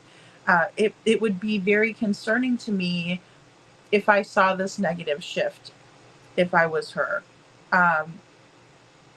She said the property was unkept, that she was very surprised. And then they go into talking about Lily and Jack and kind of their personalities. So Jack is the serious man, little man there. And then Lily was the princess, right? So, and she's just adorable. She is just as cute as she can be. I guess in terms of what happened in the relationship, and they're going to kind of go a little bit more into Cody in this next clip, but it's alleged that Cody Sullivan was with Malaya for 3.5 years. Malaya was not happy at a certain point in, during that 3.5 year at the end there, and said that she was going to leave. Now, this is where his mother says that she was fully supportive of whatever Malaya decided, which is different from some of the things that we can see happening and play out in these situations. It makes me think that maybe Mr. Sullivan isn't as abusive as what was portrayed last night when we talked about what was said about him and some statements that were made. Because typically, again, and we've gone over this tonight, a person who is using the children as pawns or who is being abusive will typically take the children and try to take them away from you and keep them and cause issues. And just because you have to be around them or encounter them during drop-offs and pickups and different things like that, they make it a nightmare for you. And he didn't do that. He stepped out. So, they hadn't even seen the kids at this point for about 1 year and 9 months, according to what Grandma is saying. She said that she didn't handle it very well. She really missed the kids a lot, and she was used to Malaya coming over and dropping the kids off whenever they wanted and being very agreeable when it came to time, but that they hadn't seen each other. One small discrepancy that I did find in here was that what is going to come later on, it's going to come later on in another clip. But she did allege that Cody decided that when Malaya did that, he was just done with it. He didn't want to fight her. She got sole custody, and that's what she wanted, So, Lori says that Deerwood said Daniel spanked Jack, that it made Malaya mad, and I don't blame her. I would be upset too. Deerwood said that's why she left Daniel. Yeah, I would never let anybody I wouldn't even let my own child's, father do that. I wouldn't allow for that either, Lori. I agree with you there. And, that's why I found that it was interesting, that grandma's saying, she didn't even like to raise her voice at her children. She would just reinforce them and say, what did mommy say? Mommy said no, things like that, instead of like, taking the route of yelling at them or spanking them. So if Daniel was doing that to them, I could definitely see how that would be upsetting to her and how she would want to get them out of the situation. Absolutely. Or that would cause, major issues in the family unit, them arguing and whatnot. I'm kind of with you on that a little bit, Babs. Deerwood, I kind of take what he says with a grain of salt. And I've heard him only briefly. I will say, because I played that the other night on here, but I don't know. I don't know what to think about him or what his intentions are. I mean, surely they're to find the child, or excuse me, surely they're to find the children. But, I don't know if anybody else was like involved or intervened or anything like that.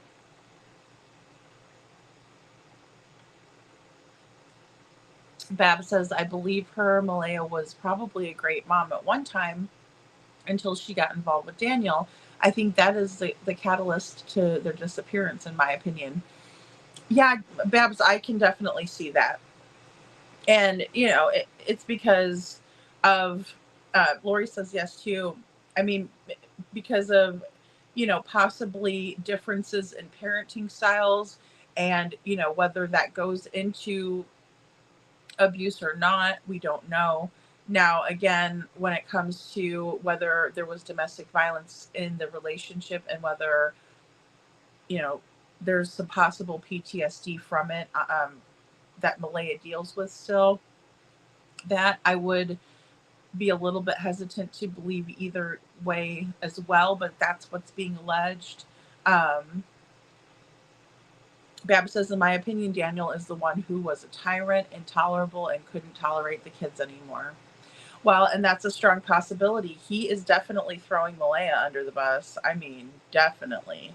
Meg says, I'm starting to think the same. I wonder how long Lily and Jack lived in this compound, since the mom allegedly always kept a clean home.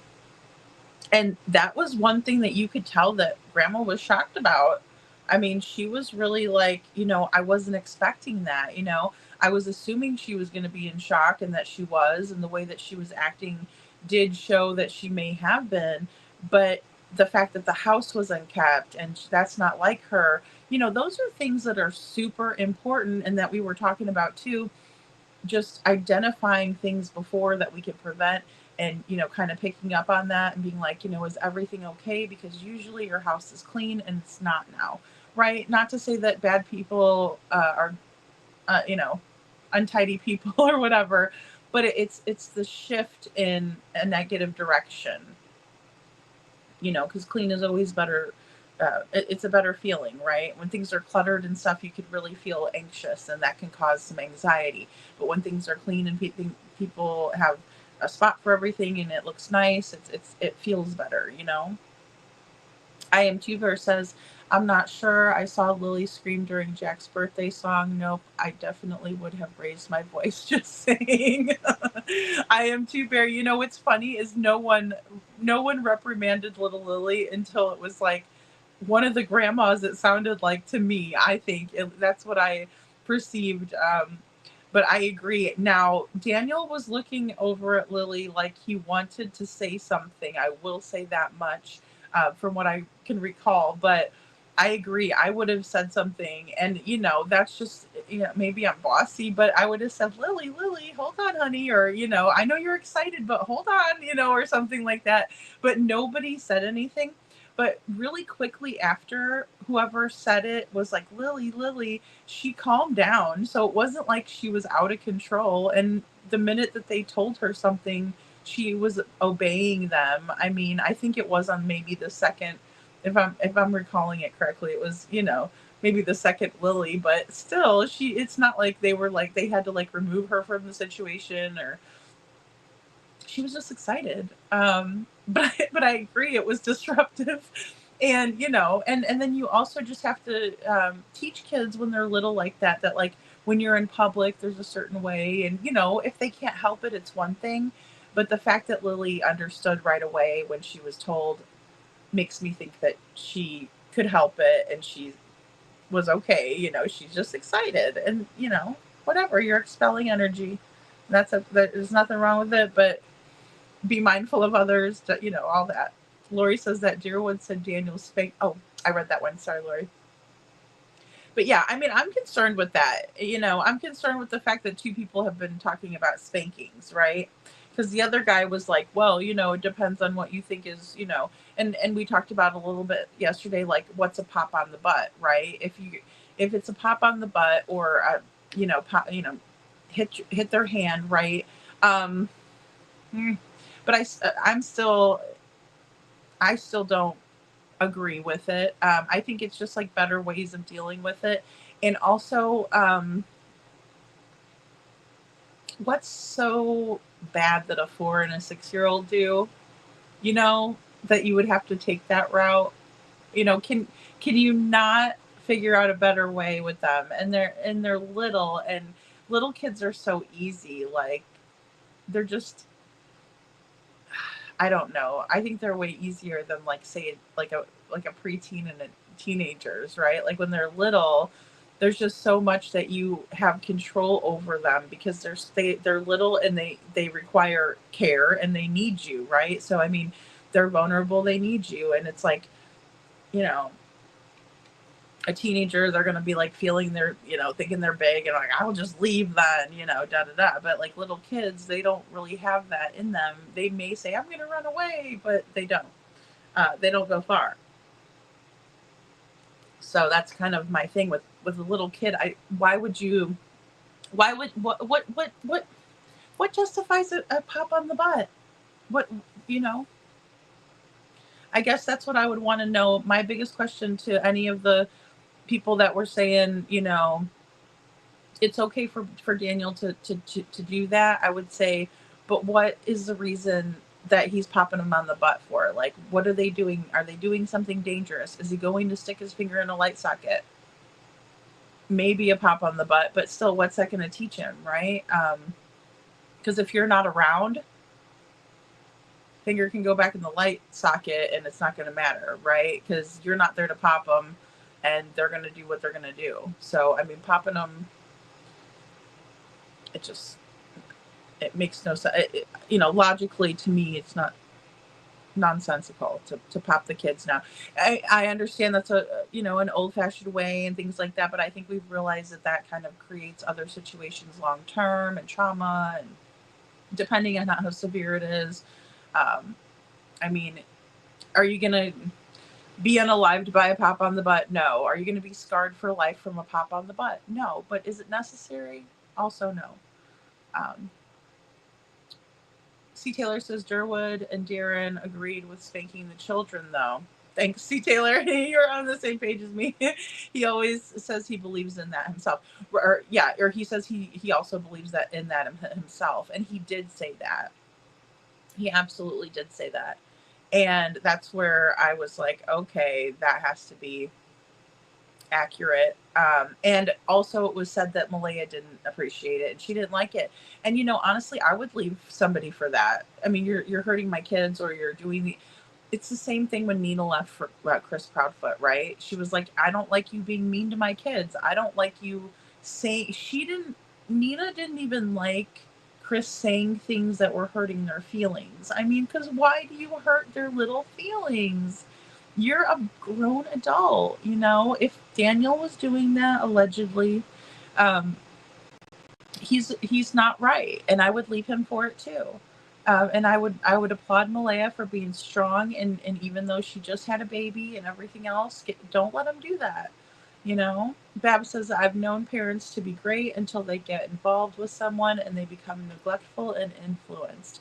AKA my son's dad, he's totally flaked out when he started dating his girlfriend. Oh, yeah. I think that's a big one. I think that is absolutely a big one. Babs still lives with him. My son, who isn't allowed without permission, made his room for her mom to visit. We ask people make me so mad. I agree, Babs. I mean, and that is some bullshit. I mean, and that's who suffers is the kids, you know. And I agree with that 100%. That you know, that could another person, another partner coming in could actually influence a lot of the neglect that we see in a lot of these cases. I mean, look at Chris Watts. I don't think he would have ever done that. Like, maybe he would have eventually, because it's, you know, it is on him, but I don't know. I just do not see it. Yeah. Mima for the Missing Children says, I would like to point out the family photo. Look how close Lily and Jack are standing next to Daniel instead of mom. Oh. You know, I don't think I have that one with me. Oh, I'll have to go look. Thanks, Mima, for letting us know, though.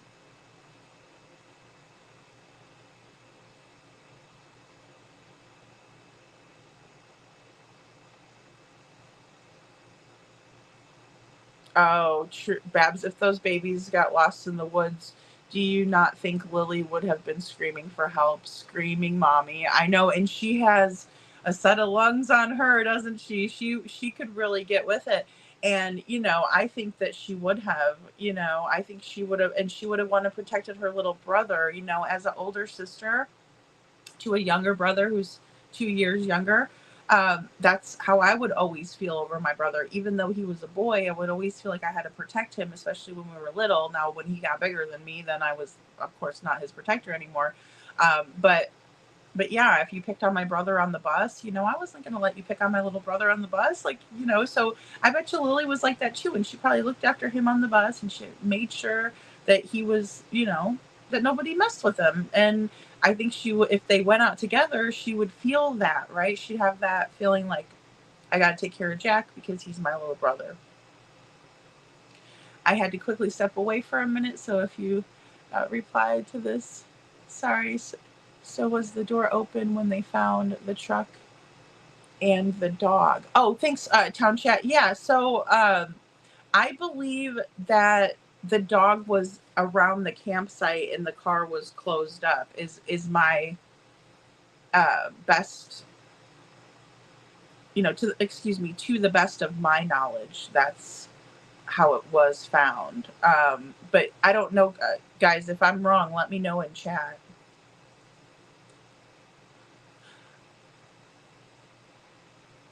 Oh, how cute. Babs, my son at 4, said, I'm going to Nana's. And he had his toys in his little SpongeBob rolling suitcase. We said, okay. That's cute. Oh my gosh, I would die laughing. I would try not to, right, of course, because like you want to take him seriously, okay? You know, but what was the door shut with the door? Dog. I don't think so. I do not think he left the dog in there, but he might have. And then we heard the front door open and he was going down the driveway. I think it took 3 leaps for me to get to him. Never underestimate children and their determination. Well, and if they know how to get there, right? My daughter, she knew at a very young age how to get, well, and I didn't live far from my folks. I lived like, you know, a straight shot away really in one turn. And so if you just turned over and then that you went straight down the street, then a few blocks up, But she knew, and I bet you she would have, if I wouldn't have caught her, she might have made it too, all the way down there. So that's funny. I don't know how long or how far away your folks live, but Lori, wasn't that cute? That had to be the cutest story of the day here.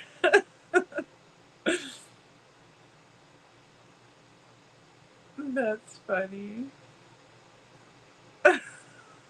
She says this, I swear it was 3 leaps down the hallway and I had, or down the driveway, and I had him in my arms, scared him. He said, but mommy, you said it was okay. That's funny. Well, it's cute because you're like, okay, sure, whatever. Like, and they're all big and everything. Got the SpongeBob rolling suitcase. That's so cute. And Town Chat says, in regards to Lily and Jack, according to Malaya's uncle, the kids are allegedly not on the reservation, supposedly because they don't want that. Not sure the exact words he said, but they didn't. Okay, right, yes. And I heard she is on the reservation, according to him, though, right? Won't be in trouble or law or something like that on the reservation. Yeah, and C. Taylor said that as well earlier because they're really, I mean,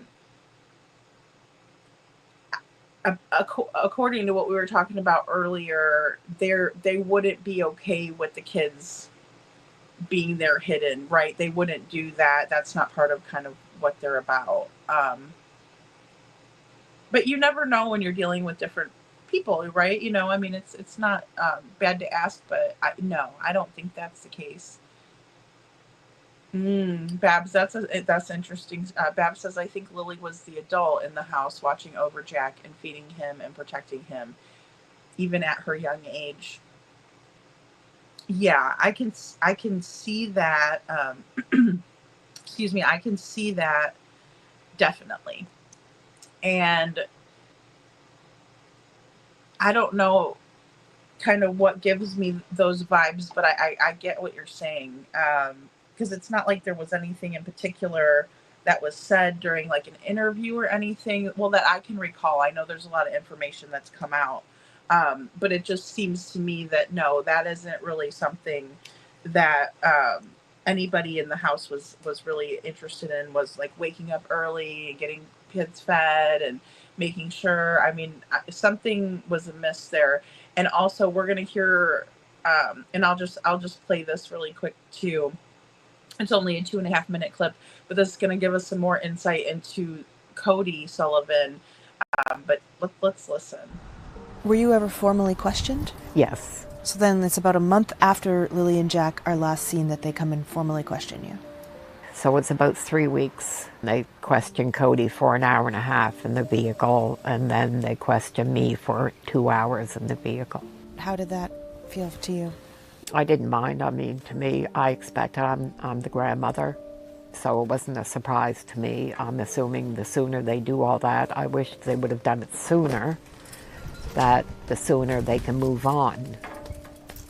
So I didn't have a problem. My son was a little upset about it. He said they made him feel like he did something wrong, and he said he hadn't seen the kids in 3 years.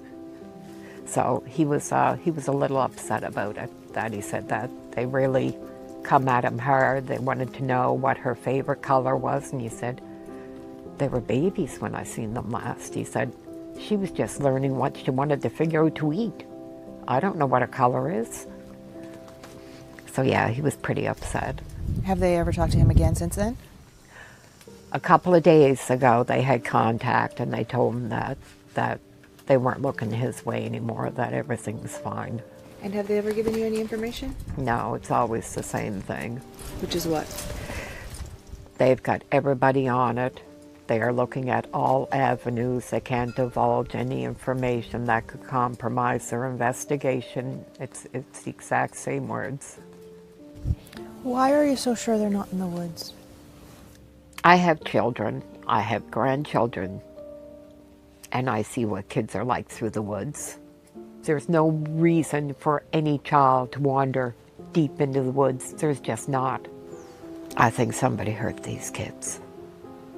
I think somebody hurt them. You don't sound very hopeful. No. Our last day searching on Monday and seeing the woods and seeing the searchers and everybody everywhere. There's no way those kids are in the woods. There is nothing more pure and innocent than a 6 and a 4-year-old. And they deserve so much better than what they got. I agree with her 100% there. So they were formally questioned 3 weeks after, 3 weeks after Lily and Jack went missing. They questioned Cody for about an hour and a half, according to his mother, and then they questioned her for about 2 hours. And she was okay with it. She said, obviously I didn't feel great about it. Nobody would, right? But she said, I wanted them to, kind of rule me out, and then they could start looking at other avenues, right? So when asked how that made Cody feel, Cody obviously was upset about it. His mother says that it made him feel like he did something wrong. And then there was a little bit of a discrepancy that I think I might have found in the timeline, where she says that he didn't see the kids in 3 years and that he wouldn't know Lily's color because she was just learning what she liked to eat the last time he saw her. But that doesn't line up with her age. She's obviously 6 years old. If they were together for 3.5 years and he hasn't seen the kids in 3 years, then I don't really know that would add up in terms of not knowing what Lily's color was.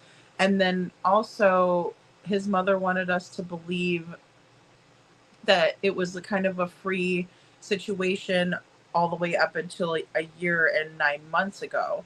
But if Cody hadn't seen the kids in 3 years and he lives with his mother, then how is that working out, right? It doesn't add up. So, and I'm not saying that there was any type of a malicious intent involved, or even that this woman is lying on purpose.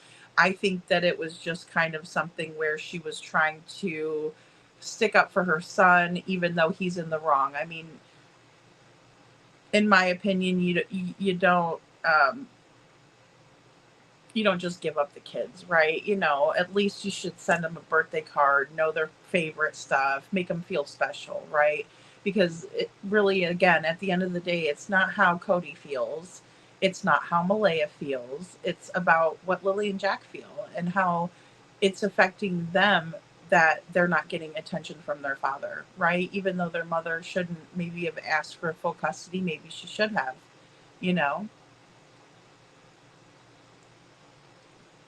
So it's weird, and when they were asking for visits, was he not there? So basically his mom wanted a relationship with the kids, but he didn't want a relationship with them. Is kind of where I'm at with that, right? I feel like she may have been kind of sticking up for him, whereas, those are things that he probably should keep up with, and again, I'm sure it had a lot to do with, her sticking up for him and just not wanting him to feel bad. Because at the end of the day, it is something that he's been cleared by law enforcement. And they said they're still looking at all the other avenues, but they're not looking at him anymore. And according to her, they did clear him about 3 days prior to this interview. She does not believe that the children are in the woods. And, it's just really, really sad because, she's thinking the worst. And, she hasn't seen the kids in, a year and 9 months. She did take off that next day and go look for her grandchildren. So, all in all, I think it was a really informative look into the dynamic, and then also kind of knowing where the father, of Jack and Lily, the biological father, stands. It's such a stark difference between, what we see even with the stepfather coming out and doing interviews. I mean, yeah, we can say maybe he's doing that so he can control the narrative. But again, I don't know why their father, even though he didn't have anything to do with them, wouldn't now be wanting to find them and at least help. So it's a difficult analysis for me to do on this interview because I have a lot of mixed feelings. But I want to know what you guys think. So let's take a look in the chat here. Town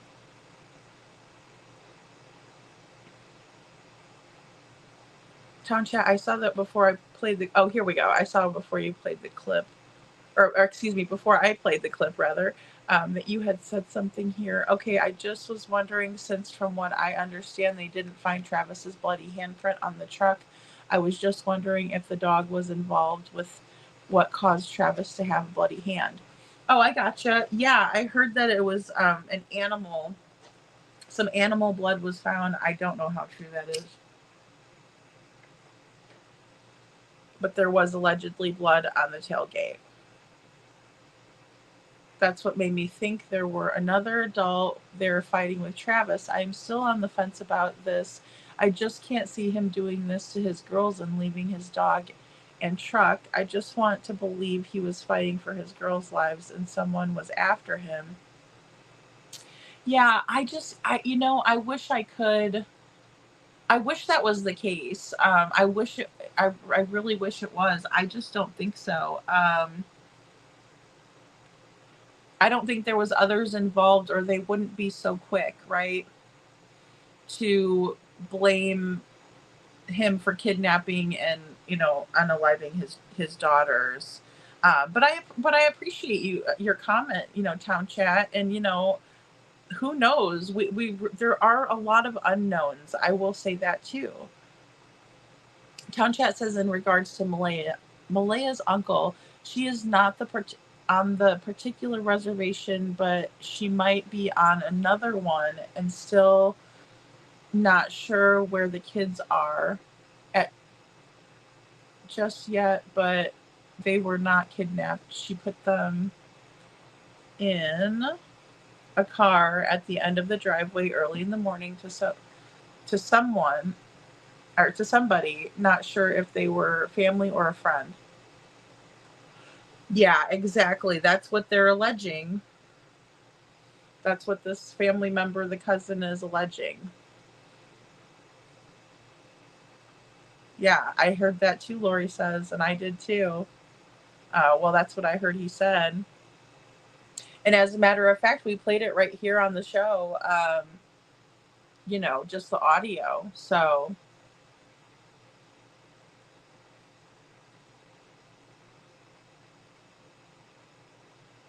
Oh, yeah. No, you don't get in trouble on YouTube. It's really, really what it is, why other creators don't like to mention, because, that way people aren't talking about other creators, but then also because it does, it could bring people over to their channel, promoting, that sort of thing. But I'm a little bit more relaxed with it, but I don't think they would, Babs. That's my hang up. And I just think somebody would come forward. There's $150,000 cash reward. Is that right? Let me make sure I've got the right case here. Oh, good Lord, help me. But I think we announced that. Yeah, for Lily and Jack. So yeah, cash reward $150,000. You got people coming out of the woodwork. Money talks. So I mean, they might be offering up clues just to see if they stick, and maybe they get that $150,000. That's the power of a reward. and having one out there so people come forward, you know. And C. Taylor says Deerwood slash Darren, Malaya's second cousin, said this about the car at the end of the road. No one else has said that publicly that I've heard. Same here. That's who I heard it from as well. C. Taylor. Yeah. Yeah. So, I mean, that's, to my knowledge, the only one that's really mentioned that, or, you know, said, hey, this is the theory. This is what I'm thinking. So does Dee know who was driving the car? Was it a relative or a friend? Nobody knows who was driving the car.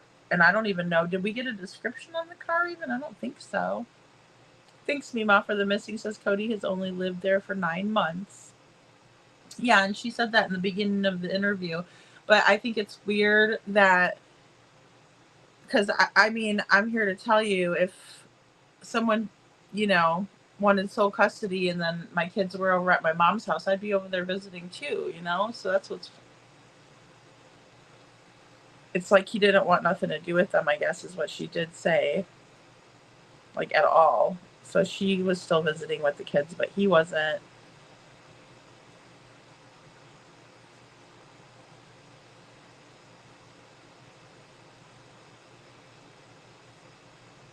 Yes, all speculations and rumors, exactly. Yeah, and it's important to, you know, just note too that a lot of this stuff is purely speculative, and it's really tough because, you know, we've seen it really wreck other cases where, you know, some of this stuff will come out. I even heard earlier today about Sebastian Rogers' case, for example, that like Green Hoodie, it's still being said out there that Green Hoodie is Chris's deceased family member, you know. And I'm here to tell you, and you guys know who follow me, maybe new people here might not know this, but, you know, I don't care for Chris Proudfoot, and it's not a secret, but I'm here to tell you, I'm not going to lie on the man. That would make me as bad as him, and I won't do that, and I will not stoop to that level. So, you know, that is, the Green Hoodie is not Chris Proudfoot's deceased family member. God rest their soul. You know, and it's very irresponsible, and quite frankly, it's not very nice to spread that around, and to keep on with that. That woman had family, you know, that woman, you know, didn't have anything to do with this, and that's not right, in my opinion. And that's why I've been so careful with the coverage on Lily and Jack's case too, because of course my first case was Sebastian Rogers' case, right? That's the first case that I covered, and there was so much information in the beginning, and, you know, all the way up until even, you know, a month ago, that, I mean, just a plethora of information that we could go over and analyze. And it's really, you know, evolved. But in the beginning there, I think that's why all the rumors were flying around and things like that, is because we had the parents that were making up things, that were going on the panels, that were doing all this crazy stuff. Chris and Katie is who I'm referring to. And it was very frustrating, but it was also something that people were wanting to analyze their interviews, and we had a lot of comparisons to do. Now that they're being quiet, it's a little harder to do. And, you know, I'm trying to go with what the people who are closest to these people are saying, but we found out many, many times that we can't always trust the sources, you know, even if they are close. We really have to consider the source and understand the motivation of the source as well. So that way we can, you know, define what credibility we're actually looking at when it comes to who we're listening to and what kind of information that we're going to kind of put into our little, you know, file and kind of store away, you know, because that's really important. Kind of understanding the difference between somebody that might just want to come out and be in the limelight versus somebody who has good information. Same thing goes for, you know, when somebody talks about another person's finances so freely, that kind of bothered me. even though I would like to know more about Malaya, I think it's important to get facts and,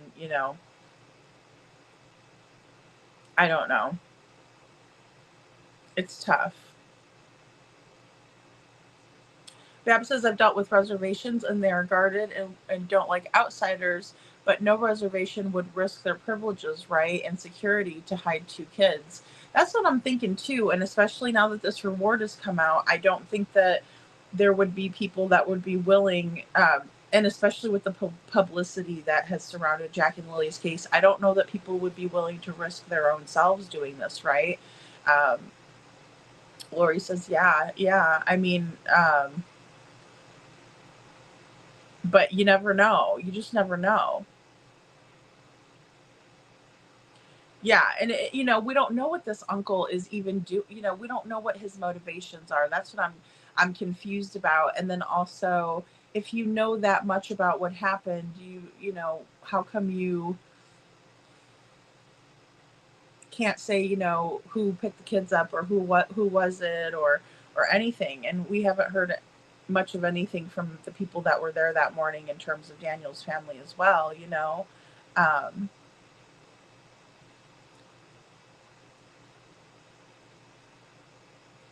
Oh yeah, and just always, Town Chat and Babs, always say in my opinion or, allegedly, or that's what I heard or something like that, just because otherwise,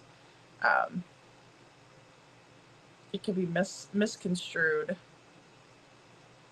Yes, Babs. I've had that on my background with Sebastian's case. Believe half of what you see and none of what you hear, right? It's very difficult in these cases, and I don't want to spread the misinformation either or the rumors. That can be super difficult in these cases because you hear something and you're like, wow, that's interesting.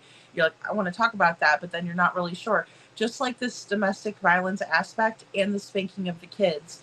In Sebastian Rogers' case, it was so crystal clear because Mr. Chris told us on Smiley Stories podcast that he hit Sebastian with the belt, that Sebastian went and told his teachers, the rest is history, right? We know it. We don't have Daniel Martel coming out and being readily available with that information. We do not have Malaya saying that Daniel was abusive and that's the reason she left. We don't have Malaya herself saying, or even, Cody's mother, who seems to, stick up for her son and whatever, that's okay. But she's probably not going to come out and say that he was abusive and that's what ended the relationship. So until Malaya comes out and says that, I think it's only responsible to hold back on that theory and, maybe discuss it a little bit, but not really deep dive into it. Now, if we find out that these children were in fact being abused by Mr. Martel and that Malaya wanted out of the situation, that might make a little bit of a difference. But I think we really have to keep in mind here, and I think there were a couple people that said it a few nights ago or even last night in the chat, that when we look at the family dynamic, they are a family of 7.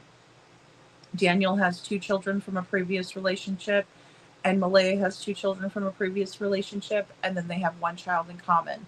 And so when we see that dynamic, why would Malaya hide out the 2 children that they didn't have in common instead of the one that they did, if in fact she was using this baby as, a pawn in the situation, or she was afraid that Mr. Martel might take her daughter and she didn't want her daughter being abused like her other children, or, that's where I'm struggling to piece together a solid motivation there. So, but yeah, it's, and I don't believe many of these sources. I really don't. In this case, I think that we see a mother that spoke briefly. She covered her ass on everything she said, over explaining and then offering up a theory of abduction. I think that, and then she disappears. She doesn't even do what she's supposed to do. We have CPS involvement. We have Mr.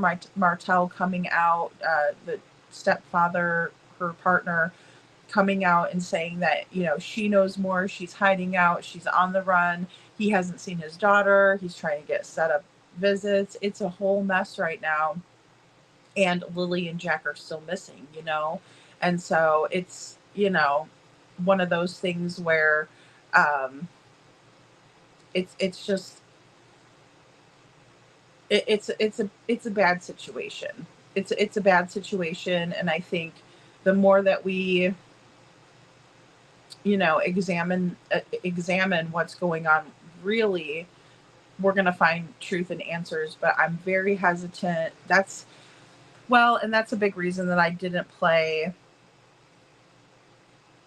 even what the call in for Justin, and I think it was a coworker. That's why I didn't bring that in tonight, because I thought, let's focus on what Grandma says about the kids, about the dynamic, about her experience and her son, who's the biological father, and, you know, go from there. Because, you know, I haven't listened to all of, I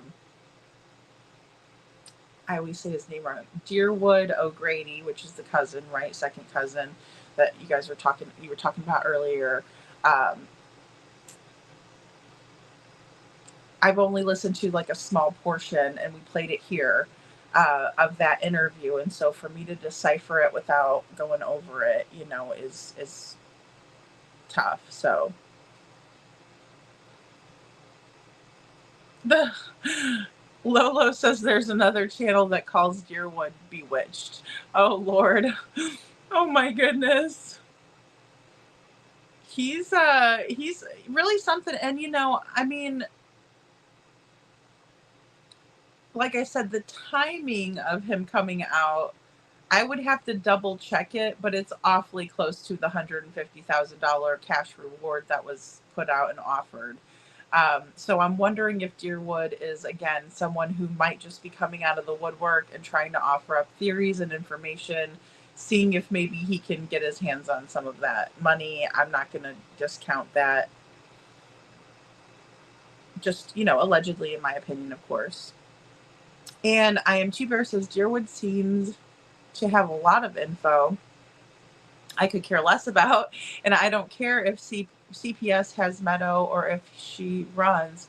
Where are Jack and Lily, period. Right. Yeah, because Meadow's safe. I agree, I Am Two Bear. That's a great point.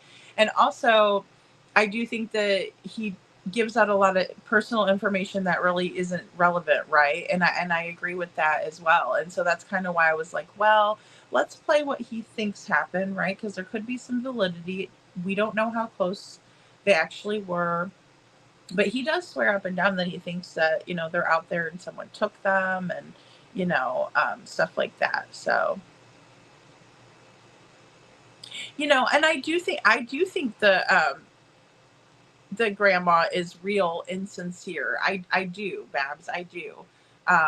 You know, and also I just want to say too, to Town Chat, you know, it is so hard, and I'm not blaming you or anything like that. I just was saying, you know, it's good to put in my opinions and stuff like that too. And then also because it is hearsay, and that's why I've been so careful with not wanting to play it. You know what I mean?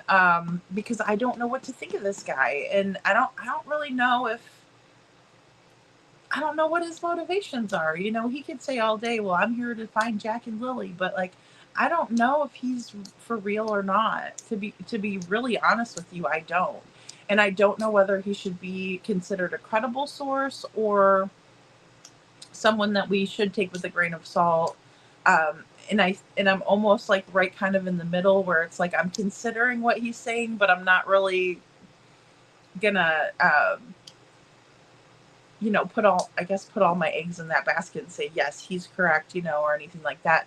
Same goes for the coworker, and even Grandma. I will say too, Babs, you know, I agree with you, but I think that even Grandma might have some other motivations, like protecting her son and not so much Jack and Lily. But then I also think that she's being very genuine and real when she says, like, you know, and she's being realistic rather than pessimistic when she says, like, look, I don't think that they're out there in the woods. I don't think that they're still with us. And, you know, I could see the love and the care and what, you know, how much she cared about and does care about Jack and Lily. So, you know, Yeah, and see, that's another thing that could really get, you know, Babs says, yes, where was Deerwood 6 weeks ago? And see, that's what's bothering me is he came out right when that cash rewards came out, I think. I need to do a little double check. Lori says, I think Deerwood thinks he's a star. Well, and sometimes this is what I was thinking when Yeda came out and did her flip flop. I was like, oh, maybe she was just trying to seek notoriety and, you know, and that sort of thing. And when she wasn't getting the attention that she wanted, she flip flopped over, you know, that's just my opinion. And that's the way I saw it. And so now I'm very leery of why people might come out where I wasn't before. I might have been very, maybe not gullible, but naive. And I might have thought, oh yes, okay, well, why would a family member lie? They want to come out and they want their family member found and they just want to, you know, do the right thing. And it's probably bugging them. They might not be able to sleep. I mean, it's stressful. But in the same way, we see that these people have their own motivations. And a lot of times it's just all about themselves and all about fame and, you know, the notoriety. And Two-Bear says, as for Grandma's realness, rumor was he was in jail and had an ankle monitor the son. So why is he living there? And was he in prison before that or what? And for what? See, she says that he was not in prison and then that was a rumor. So, yeah, I don't know what to believe there. That could be something that maybe, you know, again, she wants to protect him. So she's like, no, he wasn't in prison. Or she's like, hey, like, look, he was never in prison. And she is really legitimately sticking up, you know?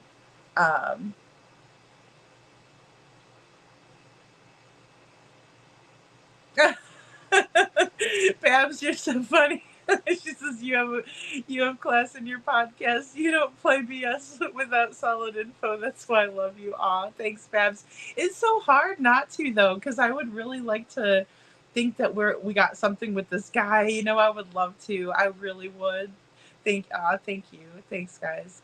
I really would because I mean, gosh, we don't have like a really solid bunch of information, especially because like whenever people were saying, hey, there was some kind of a party, like there were so many cars that, you know, the driveway was full. And then Daniel's like, no, there was no party. But then he was like, not the night before. And so, but then that makes me think, well, was there, when was the last time you had a party, you know, is what I wanted to ask. But it's like, because then you don't know. Oh, crud, Little Red, I'm so sorry. I didn't get that switched over. I need to go figure out what the heck's going on. You're not tardy. I know I'm about tuckered out because I'm gonna do. I did figure out my schedule for this week though, so I could let you guys kind of know. And then of course I'll always like post something in the day, or, you know, tonight it was a little bit later, but and I'll try to post it up there when I'm gonna go live. But next week, I think I'm just going to do like Sunday, Monday off because I'm working on a couple of things behind the scenes. And then we'll just do like Tuesday through the rest of the week because I think I want to make sure that I looked at the right scheduling thing. Yeah, because then we'll do like Tuesday, Wednesday.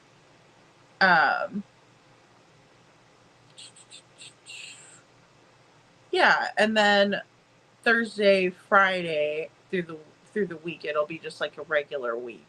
I don't think it'll be affected by anything I get going on during the week. But I really want to be, you know, I want to be here and cover these cases because I mean we get so behind. But like I said, there's a few things that I'm working on behind the scenes, so definitely bear with me. And oh, good, Little Red. Then I'll have to come over because I'm going to take off, you know. But I'm working on some things, you know, like I said for us. So I think you guys will enjoy them. And then of course the letter writing campaign. I'm picking a new person, and I haven't picked which one yet because there was a lot of really good suggestions. So, yeah, we have to deal with the facts. You know, that's the most important thing, because that's the only way we're going to get to what happened in any of these cases. And it's so important. It really is. And I appreciate you guys keeping it that way too, because it helps me. Because I mean, I can get derailed too. I like listening to, gossip at times as well. I'm like, oh hey, what's going on? What do we got here? What's happening? But in the same way, if I don't know, I will tell you guys, or I'll be like, maybe I think I heard this, and then you guys can help me out. But I'm so glad that you all pay attention so well and, remember these things too, because gosh, we need to figure out what the heck's going on. We have one safe kid. Thank God for little Claire. We've got 3 that were found taken, right? But we found them. Now we need to find 3. We have 3 here on the screen. 1, 2, 3, Sebastian, Lily, and Jack. Let's find them. We have to find these kids. We have to. We have to prove it to whoever did that to them, that like, look, you're not getting away with it. So, and Travis Decker, we're still coming for you. Steal those eggs if you did. I'm sure you're really hungry. I'm sure you would really like to have a nice, cool spot to sleep inside. So anyway, you guys are wonderful. I'm gonna do some beach videos for you guys tomorrow, so look out for those. And yeah, I love you all so much. Thank you so much for being here, and stay safe out there.